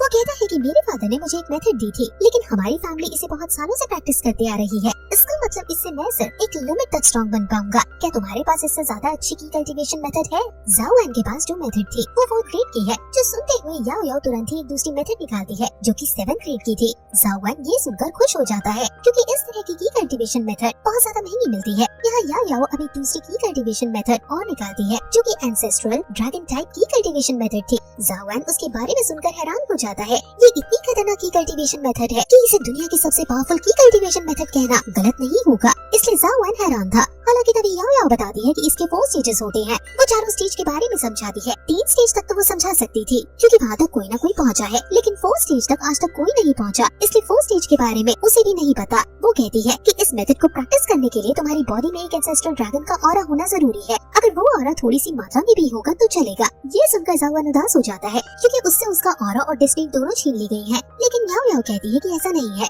तुम्हारी बॉडी में अभी भी ड्रैगन पॉइजन है और शायद वो काफी हो इस टेक्निक को परफॉर्म करने के लिए, जिससे ज़ाओ फिर से खुश हो चुका था। वो इसी टेक्निक को ही चुनता है। हालांकि याओ याओ बताती है कि अगर तुमने इस टेक्निक को चुना तो इसके बाद तुम और कोई सी भी की कल्टीवेशन मेथड को ट्राई नहीं कर पाओगे और मैं 100% ये चीज भी नहीं कह सकती कि तुम इसमें सक्सेसफुल हो पाओगे। ज़ाओ ने लेकिन फिर भी रिस्क ले लिया था। वैसे अब यहाँ याओ याओ उसे 4 चीजों के बारे में बताती है कि इस की कल्टीवेशन मेथड को स्टार्ट करने के लिए जरूरी रहेगी। ये चारों ही चीजें बहुत रेयर थी। बाद में ज़ाओ इस लिस्ट को अपने फादर के पास ले जाता है। उसके फादर बताते हैं कि 2 चीजें उनके पास है, लेकिन बाकी 2 चीजें ढूंढना बहुत मुश्किल होगा। तभी उन्हें याद आता है कि उसमें जो सेलिंग स्टोन लिखा है वो शायद जनरल ली के पास है, लेकिन जिस बीस के स्पिरिट के बारे में उसने लिखा हुआ था उस बीस को ढूंढ पाना लगभग नामुमकिन है। वो तो चमत्कार ही होगा अगर वो बीस ज़ाओ को मिल जाए तो। अब ज़ाओ सोचता है कि कोई बात नहीं, उसके साथ पहले ही बहुत सारे चमत्कार हो चुके हैं, इसलिए शायद अगर उसकी किस्मत में लिखा हो तो उसे वो 20 में मिल जाएगा। अब वो उसके फादर से पूछता है कि वो लोग कैंगलन सिटी की तरफ कब निकलेंगे। इस पर उसके फादर कहते हैं कि तुम अगले दिन ही निकल सकते हो। अब सीन सीधा अगले दिन पर शिफ्ट होता है और हम देखते हैं कि यहाँ कमांडर लो और बाकी सारे गार्ड्स तैयार थे ज़ाओ और याओ याओ के साथ जाने के लिए। इस वक्त ज़ाओ की मदर याओ याओ से कह रही थी कि वो ज़ाओ का ख्याल रखे, जिस पर याओ याओ हाँ करती है। अब तभी वहाँ यूवी आ जाती है। उसे ज़ाओ की चिंता थी, इसलिए वो ज़ाओ की मदर से रिक्वेस्ट करती है कि वो उसे भी ज़ाओ के साथ जाने दे। ज़ाओ की मदर को यूवी पर पूरा भरोसा है, इसलिए वो उसे ज़ाओ के साथ जाने देती है। अब यहाँ रास्ते में ज़ाओ गाड़ी में बोर हो रहा था, तभी याओ याओ उससे कहने लगती है कि तुम इस तरह से टाइम पास क्यों कर रहे हो। वो यहाँ उसे हेवेनली मार्क देती है, जिसे गोल्डन 8 हेवेनली मार्क कहते हैं। वो कहती है कि तुम इसकी प्रैक्टिस करो और इसे सीखो, इससे तुम्हारा टाइम भी पास हो जाएगा और तुम्हें एक नई टेक्निक आ जाएगी। अब ज़ाओ उसे प्रैक्टिस करने लगता है। जिस दौरान यहाँ यूवी बोर न हो, इसलिए ज़ाओ उसे भी एक टेक्निक दे देता है और कहता है कि मैं अकेला प्रैक्टिस क्यों करूँ, तुम भी प्रैक्टिस करना शुरू करो क्योंकि तुम तो अपने 8 मेरिडियन तक पहुँचने वाली हो, फिर उसके बाद तुम की कल्टीवेशन कर पाओगे। अब यूवी बात मान लेती है। वैसे वो टेक्निक बहुत रेयर थी, इसलिए पहले यूवी मना कर रही थी, पर ज़ाओ के फोर्स करने की वजह से बाद में वो उस टेक्निक को रख लेती है। यहाँ बाद में वो लोग रात के समय रुकते हैं, लेकिन यहाँ अभी भी ज़ाओ को आराम करने नहीं दिया जा रहा था। टिनटिन उस पर नजर रख रहा था जिससे कि ज़ाओ प्रैक्टिस करना जारी रखे। दूसरी तरफ वहाँ यूवी खुद से प्रैक्टिस करने में लगी हुई थी और उसकी मेहनत रंग लाती है क्योंकि कुछ ही समय में उसने अपने 8 मेरिडियन को अनलॉक कर लिया था और अब उसकी की कल्टीवेशन का कलर डिसाइड होना था। ये कलर 4 कलर में डिवाइड होते हैं। यहाँ यूवी को पर्पल कलर मिला था जो कि 3rd लेवल का होता है। ये देखकर ज़ाओ भी बहुत ज्यादा हैरान था क्योंकि यूवी की बॉडी से बहुत ज्यादा पावरफुल एनर्जी निकल रही थी। बाद में यूवी अब अपनी आंखें खोलती है तो ज़ाओ उसकी तारीफ करने लगता है। तभी यूवी कहती है कि मैं भले ही 3rd लेवल तक पहुँच गई, लेकिन मुझे अपने अंदर ऐसा महसूस हो रहा है जैसे कि मेरी एनर्जी तो बाद में डिवाइड हो। इस पर याओ याओ बताती है कि वो ये चीज ऑलरेडी जानती थी कि यूवी की बॉडी में यिंग और यांग एनर्जी दोनों मौजूद है, इसी वजह से उसे 2 अलग-अलग एनर्जी महसूस होती है। याओ याओ कहती है कि ये एक अच्छी चीज है क्योंकि तुम 2 तरह की कल्टीवेशन मेथड को प्रैक्टिस कर पाओगे, लेकिन बस प्रॉब्लम ये है कि तुम्हें दोनों ही एनर्जी को बिल्कुल बराबर रखकर चलना होगा। बाद में ज़ाओ ये सुनते हुए यूवी को तुरंत ही अपने फादर की दी हुई अपनी फैमिली की वो स्पेशल की कल्टीवेशन मेथड दे देता है जो कि यिंग एनर्जी को बिलोंग करती है। उसे लेना यूवी बिल्कुल भी नहीं चाहती थी क्योंकि वो एक रॉयल फैमिली की टेक्निक है और यूवी रॉयल फैमिली से बिलोंग नहीं करती है, लेकिन ज़ाओ उसका दोस्त है, इसलिए वो उसे फोर्सफुली वो टेक्निक दे देता है। साथ ही यहाँ याओ याओ उसे यांग एनर्जी की एक टेक्निक देता है। ये आइस टाइप टेक्निक थी और ज़ाओ की दी हुई फायर टाइप टेक्निक थी।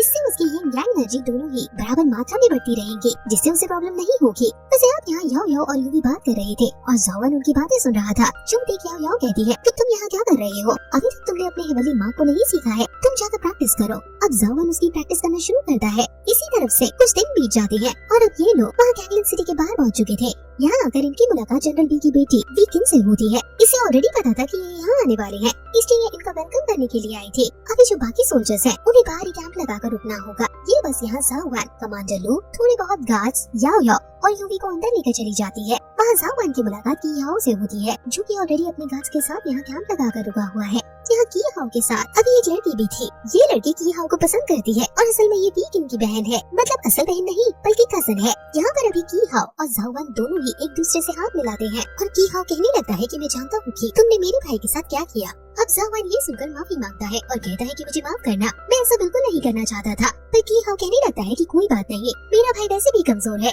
इसी वजह से वो बहुत गलतियाँ करता है। लेकिन कमाल की बात ये है कि मैं बिल्कुल गलती नहीं करता। जावन उसकी सारी बातें समझ रहा था। वैसे की हाउ कहता है कि आप लोग अभी यहाँ आए हो तो अगर चाहो तो रात को हम सब साथ मिलकर खाना खा सकते हैं। साथ ही वो ऐसा कहते हुए बोलता है कि अगर आप नहीं आना चाहते तो मत आना, क्योंकि मैं जानता हूँ कि एक रॉयल फैमिली का मेंबर बाकी गार्ड्स के साथ खाना पसंद नहीं करेगा। जावन जानता था कि वो क्या कर रहा है, इसलिए जावन कहता है कि मैं जरूर आऊंगा। अब बाद में हम देखते हैं कि यहाँ की युवान जो कि की फैमिली का एल्डर है, वो डॉक्टर विंग नाम के एक आदमी को यहाँ की हाउ से मिलाने लाया था। वो कहता है कि डॉक्टर ये वी बेन जो कि जनरल बी का बेटा है, जिसकी बॉडी में पॉइजन है, उसे ठीक कर सकती है। अब की हाउ को इस चीज पर यकीन तो नहीं था, लेकिन डॉक्टर यंग बहुत कॉन्फिडेंस में थे, इसलिए की हाउ मान जाता है।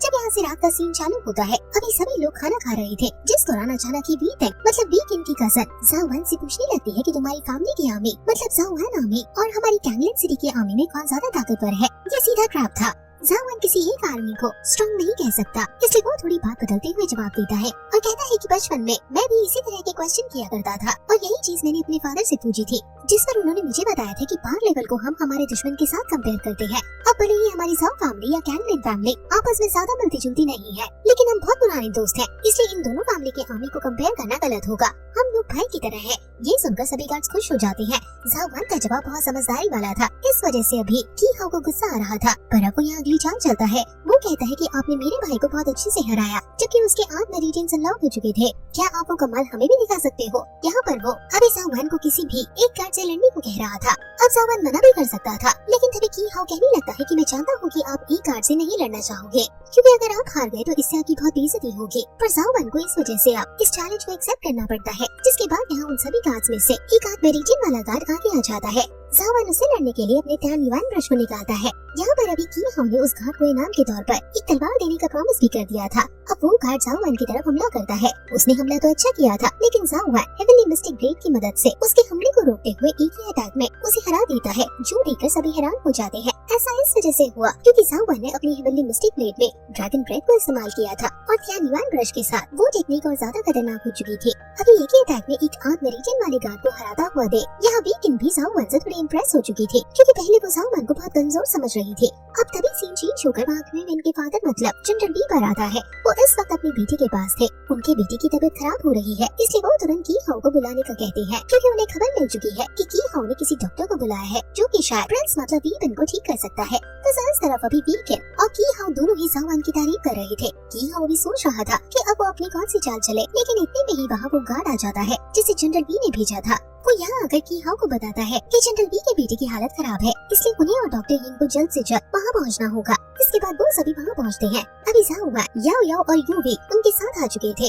इधर अभी जावन डॉक्टर यिंग को देखकर थोड़ा हैरान था, क्योंकि डॉक्टर यिंग 3rd ग्रेड के हेवनली सील मास्टर हैं और देखा जाए तो जिस पॉइजन को वो अभी खत्म करने के लिए आए हैं वो कोई मामूली पॉइजन नहीं है। हालांकि फिर भी यहाँ जनरल बी को अभी भी बहुत उम्मीद थी, इसलिए वो डॉक्टर यिंग को थैंक्स कह रहे थे और साथ ही बोल रहे थे कि अगर आपने मेरे बेटे को ठीक कर दिया तो आप मुझसे जो कुछ मांगोगे मैं वो आपको दूंगा। इस चीज पर डॉक्टर यिंग कहने लगते हैं कि मुझे कुछ नहीं चाहिए, मैं तो बस की फैमिली का वफादार हूँ, इसलिए उनके कहने पर यहाँ आ गया। इस वजह से अब यहाँ जनरल बी की फैमिली मतलब की हाउ को शुक्रिया कहने लगे थे। अब इसके बाद वो डॉक्टर यिंग को अंदर लेकर जाते हैं। यहाँ जावन भी डिमांड करता है कि उसे भी साथ आना है, जिसके लिए उन्होंने हाँ कर दी थी। अब जावन और याओ याओ भी यहाँ अंदर आ जाते हैं। यहाँ पर अभी वीवेन जो कि जनरल बी का लड़का है, वो बेड पर लेटा हुआ था और उसे बहुत दर्द हो रहा था, क्योंकि वो पॉइजन उसकी बॉडी में पूरी तरह से फैल चुका था। जावन को उसे देखकर बहुत बुरा लग रहा था, क्योंकि जावन की बॉडी में भी ड्रैगन पॉइजन है और वो जानता है कि दर्द कैसा होता है। वैसे अब यहाँ डॉक्टर यिंग अपनी प्रोसेस शुरू करते हैं। वो भी जिस हेवनली सील को क्रिएट कर रहे थे, उसे देखते हुए जावन यहाँ याओ याओ से पूछता है कि क्या ये सील इस पॉइजन को खत्म कर सकती है, जिस पर याओ याओ कहती है कि ये तो वक्त ही बताएगा। अब धीरे धीरे वो सील इस पॉइजन को बाहर निकालने लगती है,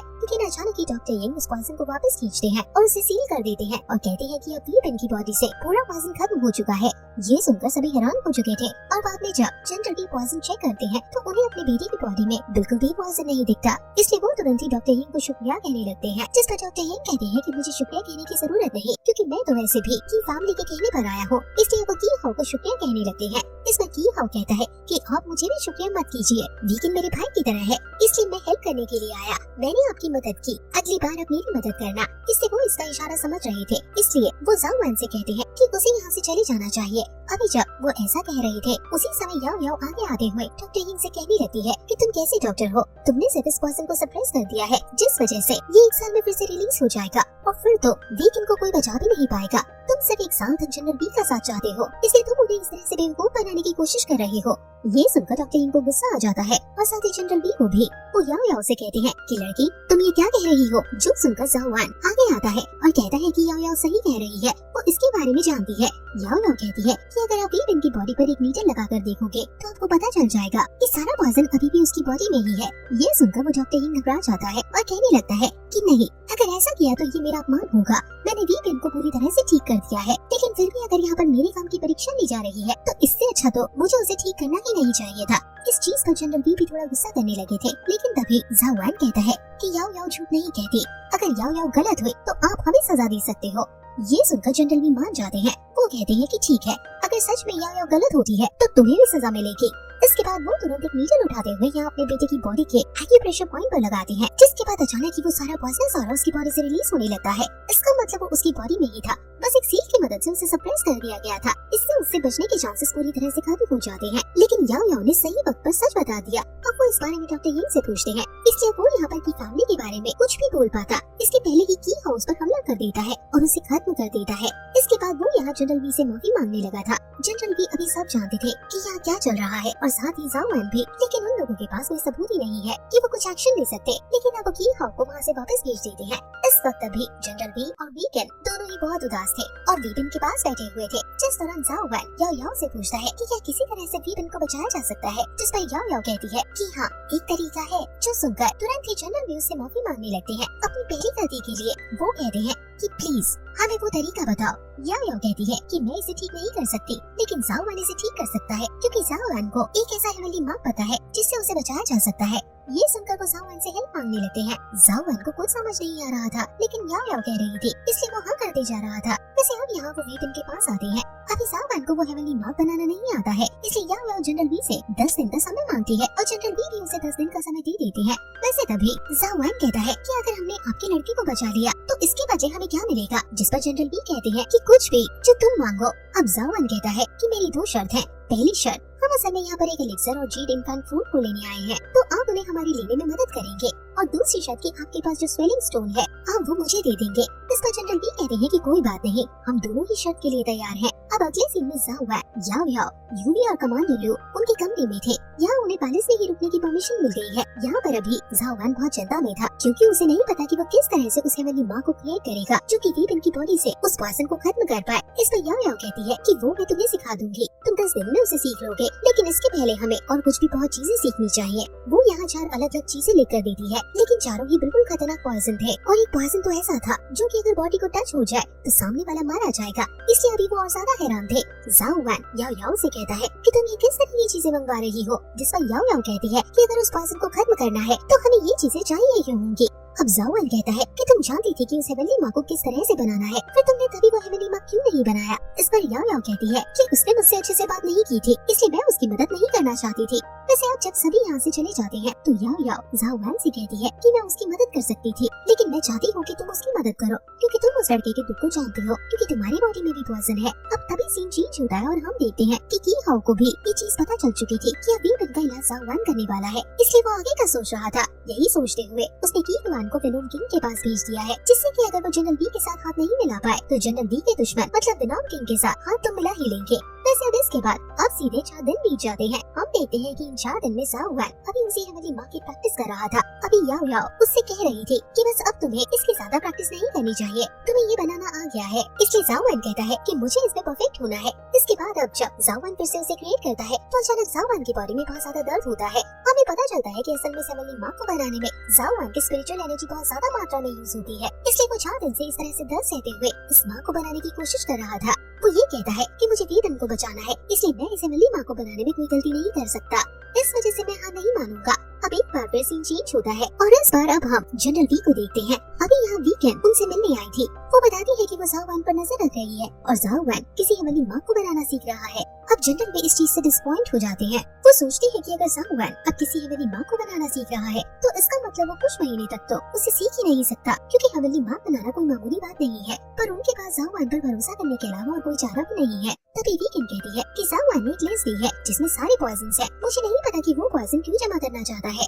अभी इस चीज से तो जनरल भी हैरान थे, लेकिन जाओ वान को एक मौका देना ही होगा। इसके बाद अब सीधे 10 दिन बीत जाते हैं। आज जाओ वान को जाकर वीकेंड का इलाज करना था। वो सुबह उठता है और बाहर आता है। तभी उसकी मुलाकात कमांडर लू से होती है। कमांडर लू से कहते हैं, चिंता मत करना, अगर वहाँ कोई गलती हो जाती है तो हमने सारी व्यवस्था रखी है, हम तुरंत यहाँ से निकल जाएंगे। जाओ वान कहता है कि सच में आपको मुझ पर बिल्कुल भरोसा नहीं है। वैसे अब तभी वहाँ याओ याओ आ जाती है और फिर वो वहाँ से सीधा जनरल वी से मिलने जाते हैं। दूसरी तरफ वहाँ अभी की हाउ वीटिंग से कह रहा था कि वो भी जाकर वहाँ जाओ वान को वीकेंड का इलाज करते हुए देखे। अगर जाओ वान कोई गड़बड़ करे तो वो पूरी कोशिश करे कि वो जनरल वी को उसके खिलाफ भड़का पाए। असल में की हाउ उनके पास नहीं जा सकता, इसलिए वो ऐसा कह रहा है। और वैसे तो वीटिंग भी ऐसा नहीं करना चाहती, लेकिन वो की हाउ से प्यार करती है और की हाउ ने उसे प्रॉमिस किया है कि वो उसकी मदद करेगी, तो बाद में वो दोनों शादी कर लेंगे। इसलिए वीटिंग को बात माननी पड़ती है। अब वीटिंग वहाँ से चली जाती है तो की वान यहाँ की हाउ को बताता है कि वो विनोम किंग से मिलकर आया है। विनोम किंग उनके साथ हाथ मिलाना चाहता है, लेकिन वो इस तरह से हाथ नहीं मिलाएगा। या तो उन्हें पहले जनरल वी का सर उसे लाकर देना होगा, या फिर खुद की फैमिली के यंग मास्टर को जाकर उससे मिलना होगा। की फैमिली का यंग मास्टर मतलब खुद की हाउ सोचता है कि जनरल बी को मारना अगर इतना आसान होता तो वो उनकी हेल्प लेने आते ही नहीं। इसलिए सबसे सही यही रहेगा कि वो जाकर खुद विनोम किंग से मिले। लेकिन अभी इस चीज का समय नहीं है, क्योंकि उन्हें नहीं लगता कि जाओ वान विपिन का इलाज कर पाएगा। अब सीन चेंज होकर यहाँ जाओ वान पर आता है। उसने वीबिन का इलाज करना शुरू कर दिया था। इलाज के पहले उसने वीबिन से कहा था कि वो चिंता ना करे, क्योंकि वो उसे ठीक कर रहेगा। अब यहाँ वीबिन बैठ जाता है और जाओ वान उसकी पीठ पर हेवनली मार्क क्रिएट करने लगता है। वो टोटल 8 एक लेवल के हेवनली मार्क यहाँ उसकी पीठ पर सर्कल की तरह क्रिएट करता है। उस सर्कल के बीच वो सारा पॉइजनस ऑरा जमा हो चुका था और इसके बाद जाओ वान एक सेकंड लेवल के हेवनली मार्क को यहाँ वीबिन के पीठ पर थोड़ी ऊपर की साइड में क्रिएट करता है, जहाँ से वो पॉइजनस ऑरा डाइऑक्साइड होगा। मतलब वहाँ से उस ऑरा को खत्म किया जा सकता है। ऐसा करने से जाओ वान की स्पिरिचुअल एनर्जी बहुत ज्यादा जा रही थी और हम देखते हैं कि अब जाओ वान ने जो हेवनली मार्क्स क्रिएट किए थे वो काम करना शुरू कर दिए थे। अभी वो सारा ऑरा उस सर्कल के अंदर कैद था। इसे हम इस तरह से समझ सकते हैं कि जाओ वान अभी उस पॉइजन से खुद जाकर लड़ रहा है। वैसे उस पॉइजन को इस तरह से खत्म करना नामुमकिन है, वरना इस तरह से लड़कर तो कोई भी खत्म कर देता। लेकिन अभी वो सेकंड लेवल का हेवनली मार्क इस चीज पर काम कर रहा था। यहाँ जाओ वान उस पॉइजन को खत्म करते हुए उस मार्क की तरफ भेजकर उसे खत्म कर दे जाता है। और अभी यहाँ आसपास जो लेवल 1 के हेवनली मार्क बने हुए थे वो उस पॉइजन को वीकेंड के बाकी बॉडी में नहीं फैलने दे रहे थे। पर अचानक ही वो पॉइजन अपनी बाहर से उन हेवनली मार्क्स को कमजोर करने लगता है। जो देख याओ अभी यहाँ जाओ वान के पास आकर कहती है कि क्या उसे मदद चाहिए, क्योंकि जाओ वान के पास बहुत ज्यादा स्पिरिचुअल एनर्जी नहीं है। लेकिन जाओ वान इस प्रोसेस में अपनी पूरी जान लगा देना चाहता है, इसलिए वो याओ की मदद लेने से मना कर देता है और अपनी सारी स्पिरिचुअल एनर्जी लगा देता है। इससे बहुत ही जल्द उसने धीरे धीरे उस पूरे पॉइजन को खत्म कर दिया था। जो देख अभी जनरल बी और वीकेंड दोनों हैरान थे। वैसे इस पूरी प्रोसेस के दौरान वीकेंड अपनी पूरी कोशिश कर रही थी कि वो जनरल बी को जाओ वान के खिलाफ भड़का पाए, लेकिन वो नहीं भड़का पाती और आखिर में जाओ वान वीकेंड को पूरी तरह से ठीक कर देता है। अब इस चीज से खुश होते हुए जनरल बी जाओ वान को वो सेलिंग स्टोन दे देती है और जाओ वान उसे रख लेता है। साथ ही जनरल बी प्रॉमिस करते हैं कि वो जाओ वान के साथ जाकर उसे वो एलिक्सर और साथ ही वो फ्रूट लेने में मदद करेंगे। जाओ वान इस चीज से बहुत खुश था। बाद में सीन चेंज होकर यहाँ की हाउ पर आता है। वीकेंड ने वहाँ आकर उसे सब कुछ बता दिया था, जिस वजह से की हाउ बहुत गुस्से में था। हालांकि वो सोचता है कि अब यहाँ उनका कोई काम नहीं है, उन्हें जल्द से जल्द विनोम किंग से मिलना चाहिए। अभी वीकेंड भी साथ चलने को कह रहे थे, क्योंकि वो की हाउ से प्यार करती है, लेकिन की हाउ इस पर हंसता है और फिर तभी सीन चेंज हो जाता है। हम यहाँ जाओ वान और जनरल बी के पास आते हैं। वो अभी प्लान कर रहे थे कि उन्हें किस तरह से आगे बढ़ना है और प्लान बनने के बाद जाओ वान वहाँ से चला जाता है। अभी जनरल बी जाओ वान की तारीफ कर रहे थे, पर तभी वीकेंड वहाँ पहुँचती है। वो बताती है कि की हाउ अपने सारे गार्ड्स को लेकर यहाँ से जा चुका है और ना जाने क्यों, पर उसने वीकेंड पर हमला किया, जिस वजह से उसकी हालत खराब है। इससे ये लोग समझ चुके थे कि की हाउ कहाँ गया होगा। वो जरूर विनोम किंग से मिलने जा रहा है, जिससे कि वो जनरल बी पर हमला कर पाए। इससे जनरल बी को बहुत गुस्सा आता है। वो फैसला करते हैं कि अब जब अगली बार वो की हाउ से मिलेंगे तो उसे जिंदा नहीं छोड़ेंगे। तो इस तरफ जाओ वान अभी यूवी से मिलने के लिए आया था। यूवी इस वक्त कल्टीवेशन कर रही थी, इसलिए वो तब वीबेन को देखने नहीं आई। हालांकि जाओ वान यहाँ पहुँचते ही उस पर हमला कर देता है, ये देखने के लिए कि उसकी कल्टीवेशन कैसे चल रही है, जिससे जाओ वान को पता चलता है कि यूवी ने कुछ नई टेक्निक सीख ली है। वैसे दूसरी तरफ वहाँ की हाउ विनोम किंग के पास पहुँच चुका था और उसने उसे सारी बात बता दी थी, जिस पर विनोम किंग उससे कहता है कि मैं तुम्हारा साथ दूंगा, लेकिन इसके बदले मुझे जाओ मामले के अंदर आने वाले 3 सिटीज चाहिए होंगी। अब इसमें की हाउ ने हाँ कर दी थी, इसलिए विनोम किंग उसके साथ मिला लेता है। अब तभी सीन चेंज होता है और हम अगले दिन देखते हैं कि जाओ वान जनरल बी और बाकी सभी ब्लैक एबिस के लिए निकल चुके थे। वैसे उसका रास्ता बहुत लंबा है, लेकिन बीच में एक दूसरी सिटी में रुकते हैं जहाँ अभी ये मार्केट से वेपन खरीद रहे थे। उस दौरान एक डार्क जी पेंडेंट यहाँ याओ याओ को दिखता है और वो साओ वैन से उसे खरीदने को कहती है। वैसे तो वो जी पेंडेंट ज्यादा महंगा नहीं था क्योंकि वो टूटा हुआ है, लेकिन तभी वहाँ पर की हवा आ जाता है और देखता है कि साओ वैन कुछ खरीद रहा है, इसलिए वो भी उस चीज की डिमांड करने लगता है जिसके लिए वो ज्यादा पैसे देने की बात कर रहा था।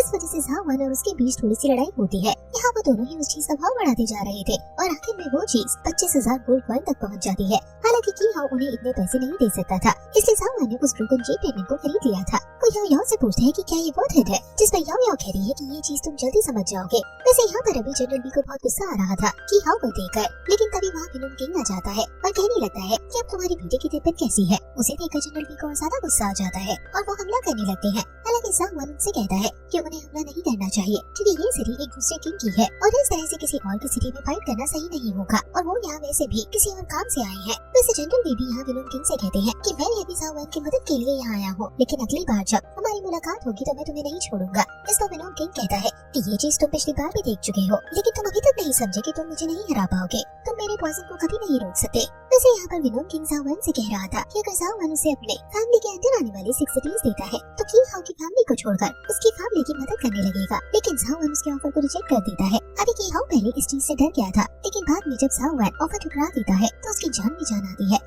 तो इसके बाद अब ये लोग यहाँ से चले गए थे।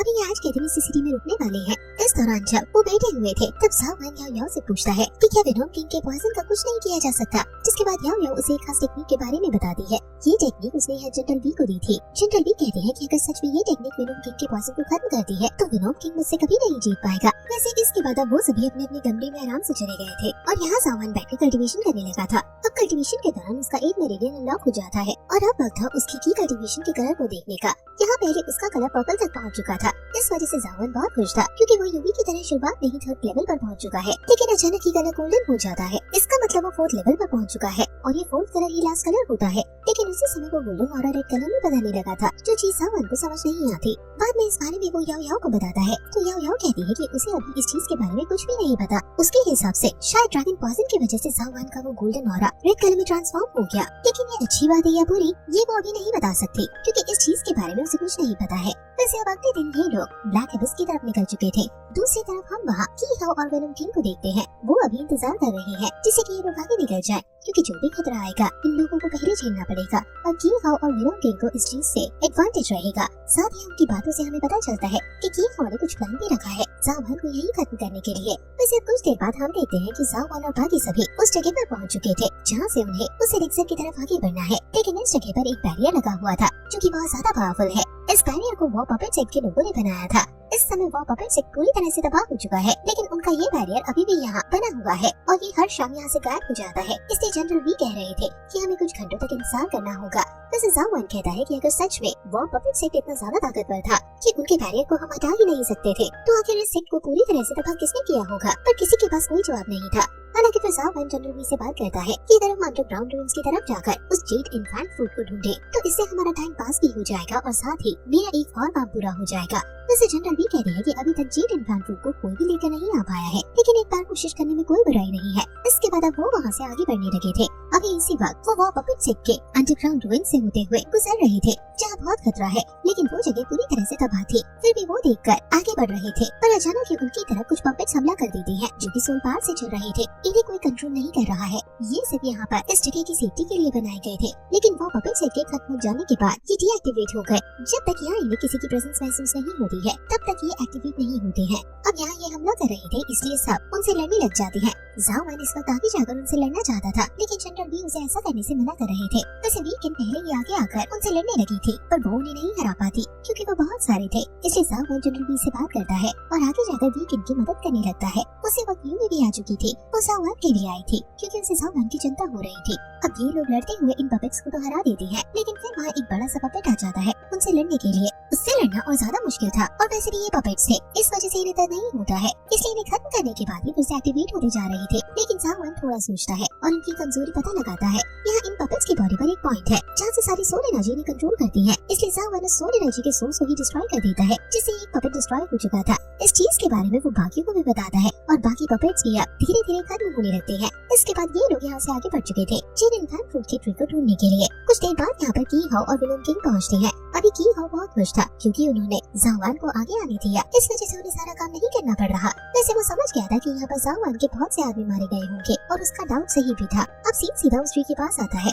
ये सभी उसी गुफा में पहुँच चुके थे जहाँ वो पेड़ था, लेकिन उस पेड़ के आसपास एक बहुत बड़ा तालाब है और वो पेड़ तालाब के बीचों बीच है। अभी इस तालाब की खास बात ये है कि इस पर कोई मामले आगे नहीं बढ़ सकता। कुछ देर बाद वहाँ की हाउ और विलोम किंग भी पहुँचते हैं। अभी कुछ डिसाइपल्स आगे बढ़ने की कोशिश कर रहे थे, लेकिन वो पानी उन्हें अपने अंदर खींच लेता है और उनकी सारी सोल बाहर खींचते हुए उन्हें खत्म कर देता है। ये चीज देखकर सभी घबरा चुके थे और सोच रहे थे कि वो आगे कैसे बढ़ेंगे। तभी जावान थोड़ा दिमाग लगाता है और कहता है कि अगर शायद मैं सोल बाहर को बैलेंस कर इस पानी के ऊपर पैर रखूं तो शायद ये पानी मुझे ना खींच पाए। जावान ऐसा करने की कोशिश करता है और कमाल की बात ये थी कि वो ऐसा करने में कामयाब हो जाता है। हालांकि याओ याओ उसे समझाती है कि इस तरह से उस पेड़ तक पहुंचना बहुत मुश्किल होगा, लेकिन जावान कहता है कि उसके पास और कोई चारा नहीं है, इसलिए वो इसी तरह से आगे बढ़ने लगता है। अब जावान की इस टेक्निक को देखकर और भी कई सारे डिसाइपल्स आगे बढ़ने लगे थे क्योंकि ये फ्रूट सभी को चाहिए। साथ ही यहाँ की हाउ भी अपने एक आदमी को आगे भेज देता है। की हाउ को वैसे तो फ्रूट से ज्यादा कोई मतलब नहीं है, लेकिन वो बस इस आदमी को यहाँ इसलिए भेज रहा है जिससे कि वो रास्ते में जावान को रोक सके, क्योंकि अगर जावान एक बार पानी में गिर गया तो उसकी जान नहीं बच पाएगी। वैसे जब यहाँ सभी लोग आगे बढ़ रहे थे तभी अचानक वो पेड़ वहाँ से एक एनर्जी रिलीज करता है। इस एनर्जी की वजह से सभी अपनी जगह पर रुक चुके। किसी को ये चीज समझ नहीं आती, असल में वो पेड़ इनकी सोल पर हमला कर रहा था। अगर इनकी सोल कमजोर हुए तो ये खुद को नहीं संभाल पाएंगे और पानी में गिर जाएंगे। इस वजह से अभी जनरल बी को जावान की भी चिंता हो रही थी, लेकिन जावान की सोल बहुत स्ट्रॉन्ग है और वैसे भी वो कई बार पहले ही chaos void को परफॉर्म कर चुका है, इसलिए वो इसीलिए इससे बाहर निकल जाता है और पेड़ की तरफ आगे बढ़ने लगता है। अब कुछ देर में इस लड़की को भी होश आ चुका था जिसे की हाउ ने भेजा है। वो ये देखता है कि जावान आगे बढ़ रहा है तो वो तुरंत उस पर हमला करने लगता है, पर जावान उसके हमले से बचते हुए उसकी सोल को chaos void में फंसाकर खत्म कर देता है, जिससे वो लड़का पानी में गिर चुका था और मारा गया था। अब जावान यहाँ पेड़ के पास आकर कुछ फ्रूट्स तोड़कर रख लेता है। तभी उसे वहाँ पेड़ के अंदर से एक गोल्डन लाइट निकलती दिखती है। जब वो वहाँ जाकर देखता है तो उसे पता चलता है कि ये एक मैजिकल रिंग है। जावान ने उसे अपने साथ रख लिया था। वैसे ये देखकर अभी वहाँ की हाउ को तो बहुत गुस्सा आ रहा था, लेकिन वो सोचता है कि बाद में वो जावान को खत्म कर वो सारी ट्रेजर उससे खुद ले लेगा, इसलिए जावान को जो कुछ भी जमा करना है वो करते रहे। और इसके बाद वो विलोम किंग के साथ वहाँ से निकल पड़ा था। अब जब ये लोग यहाँ से बाहर निकल रहे थे तब जावान याओ याओ को वो रिंग बताता है। याओ याओ कहती है कि ये सोल रिंग है, इसमें तुम अपनी सोल एनर्जी ऑब्जर्व कर सकते हो और बाद में सही समय आने पर तुम इसका इस्तेमाल कर सकते हो, वो भी उसे बढ़ाकर। लेकिन याओ याओ के हिसाब से ये सोल रिंग शायद टूटी हुई है क्योंकि वो पेड़ बहुत टाइम से इसकी एनर्जी का इस्तेमाल कर रहा था। हालांकि अब जब ये लोग वहाँ से बाहर आते हैं तो इन पर 6 पपेट्स हमला कर देते हैं जिनका लेवल बहुत ज्यादा था। पहले जिन पपेट से इन्होंने फाइट की थी वो उनके मुकाबले बहुत कमजोर थे। इन पपेट्स को यहाँ की हाउ के आदमी लाए हैं और इस चीज में उनकी जान चली गई है, लेकिन की हाउ ने ये सब पूरा प्लान बनाकर किया था क्योंकि की हाउ खुद विलोम किंग और बाकी आदमियों के साथ यहाँ से आगे निकल चुका है। क्योंकि उस लेक्चर के रास्ते के बीच आने वाला वो बैरियर हट चुका है। अब यहाँ फाइट शुरू होती है। जावान अभी आगे नहीं बढ़ा था क्योंकि जनरल भी उसे जाने नहीं दे रहे थे, पर जावान अपने लोगों को मरता हुआ नहीं देख सकता और वैसे भी ये पपेट्स इतने ताकतवर थे कि कमांडर लू का इन्हें हरा पाना नामुमकिन सा लग रहा था। इसलिए जावान भी आगे आकर उनकी मदद करने लगता है। वो कमांडर लू की हेल्प लेता है उन सोल पपेट्स को पकड़ने में। कमांडर लू ने अभी एक सोल पपेट को पकड़ लिया था, जिस दौरान जावान को भले ही कुछ देर लगती है, लेकिन वो इन पपेट्स के ऊपर भी एक वीक पॉइंट ढूंढ लेता है, जिसके बाद उन्होंने इन्हें खत्म कर दिया था। बाद में ये लोग उस जगह पर पहुँचते हैं जहाँ की हाउ था। वैसे हमें पता चलता है कि की हाउ और जावान के अलावा भी यहाँ पर दूसरे लोग आए हैं उस एलिक्सिर की तलाश में, लेकिन उन लोगों को यहाँ की हाउ ने खत्म कर दिया था क्योंकि वो नहीं चाहता था कि आगे चलकर उसके लिए कंपटीशन बढ़े। अब जब जावान यहाँ पहुँचता है तो की हाउ विलोम किंग से कहता है कि अब समय आ चुका है, जो सुनकर विलोम किंग यहाँ जनरल बी को उकसाने लगता है लड़ने के लिए और फिर उन दोनों की लड़ाई शुरू हो जाती है। इस दौरान लड़ाई के बीच अभी जनरल बी विलोम किंग पर डायरेक्ट हमला कर रहे थे, जो कि विलोम किंग कहता है कि तुम बेवकूफ हो, पिछली फाइट से तुम कुछ नहीं सीखे। और इसके बाद विलोम किंग अपने पॉइजन का इस्तेमाल करने लगता है, लेकिन वो ये देखकर हैरान हो जाता है कि जनरल बी के ऊपर पॉइजन का कोई असर ही नहीं हो रहा। जनरल बी बताते हैं कि उनके पास एक खास हेवनली मार्क है जिससे उन्हें अब विलोम किंग के पॉइजन से कुछ नहीं होगा।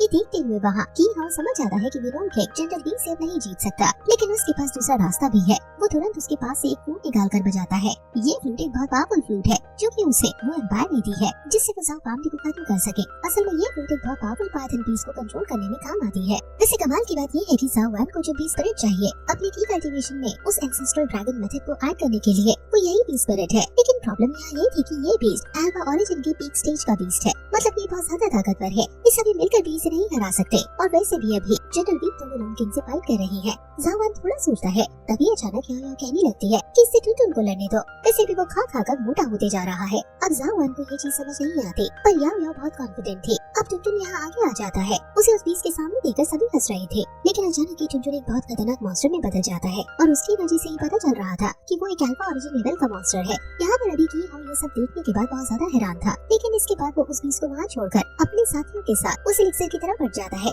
जिससे वो पहले ही उस एलिक्सर को लेकर यहाँ से निकल सके। जो एक जाओ वन, यूबी और वीकेंड कुछ गार्ड्स के साथ की हाउ का पीछा करना शुरू कर देते हैं। यहाँ अभी इस बीस को याओ याओ और टुनटुन ने संभाल रखा था। याओ याओ जाओ वन से कहती है कि वो उसकी चिंता ना करे, क्योंकि टुनटुन के होते हुए उसे कुछ नहीं होगा। वैसे अब यहाँ की भागते हुए अपने गार्ड्स को पीछे रोककर जाओ वन को रुकने को कहती है, लेकिन जाओ वन के साथ आई गार्ड्स उन बाकी गार्ड्स को संभालने लगे थे और साथ ही अब यूबी और वीकेंड भी पीछे रुक गए थे उन गार्ड्स से लड़ने के लिए। इसलिए जाओ वन अकेला आगे बढ़ने लगता है। अभी जाओ वन और की हाउ दोनों आमने सामने थे और वो एलिक्सर उनके जस्ट पास ही था, लेकिन वो जानते थे कि बिना लड़े इस एलिक्सर को यहाँ से ले जाना पॉसिबल ही नहीं है, इसलिए वो दोनों एक दूसरे से लड़ने के लिए तैयार हो जाते हैं। यहाँ पर जब की हाउ अपनी एनर्जी रिलीज करता है तो जाओ वन समझ जाता है कि हाउ ने अपनी की कल्टीवेशन के मेथड को मास्टर कर लिया है। इससे जाओ वन को डिसएडवांटेज था, क्योंकि जाओ वन ने अभी सिर्फ अपने एक मेरिडियन को ही अनलॉक किया है, इसलिए उसे पक्का नहीं पता था कि वो की हाउ को हरा भी पाएगा कि नहीं। लेकिन यहाँ से वो हार मानकर लौट नहीं सकता, इसलिए वो फैसला करता है कि वो अपनी पूरी ताकत लगा देगा। अभी लड़ाई के दौरान जाओ वन की स्पीड बहुत तेज थी, लेकिन की हाउ की बॉडी बहुत ज्यादा हार्ड है, क्योंकि जिसकी कल्टीवेशन मेथड का वो इस्तेमाल करता है वो उसकी बॉडी को बिल्कुल स्टोन की तरह बना देती है। इस वजह से यहाँ जाओ वन के अटैक उसकी बॉडी पर ज्यादा डैमेज नहीं पहुंचा पा रहे थे।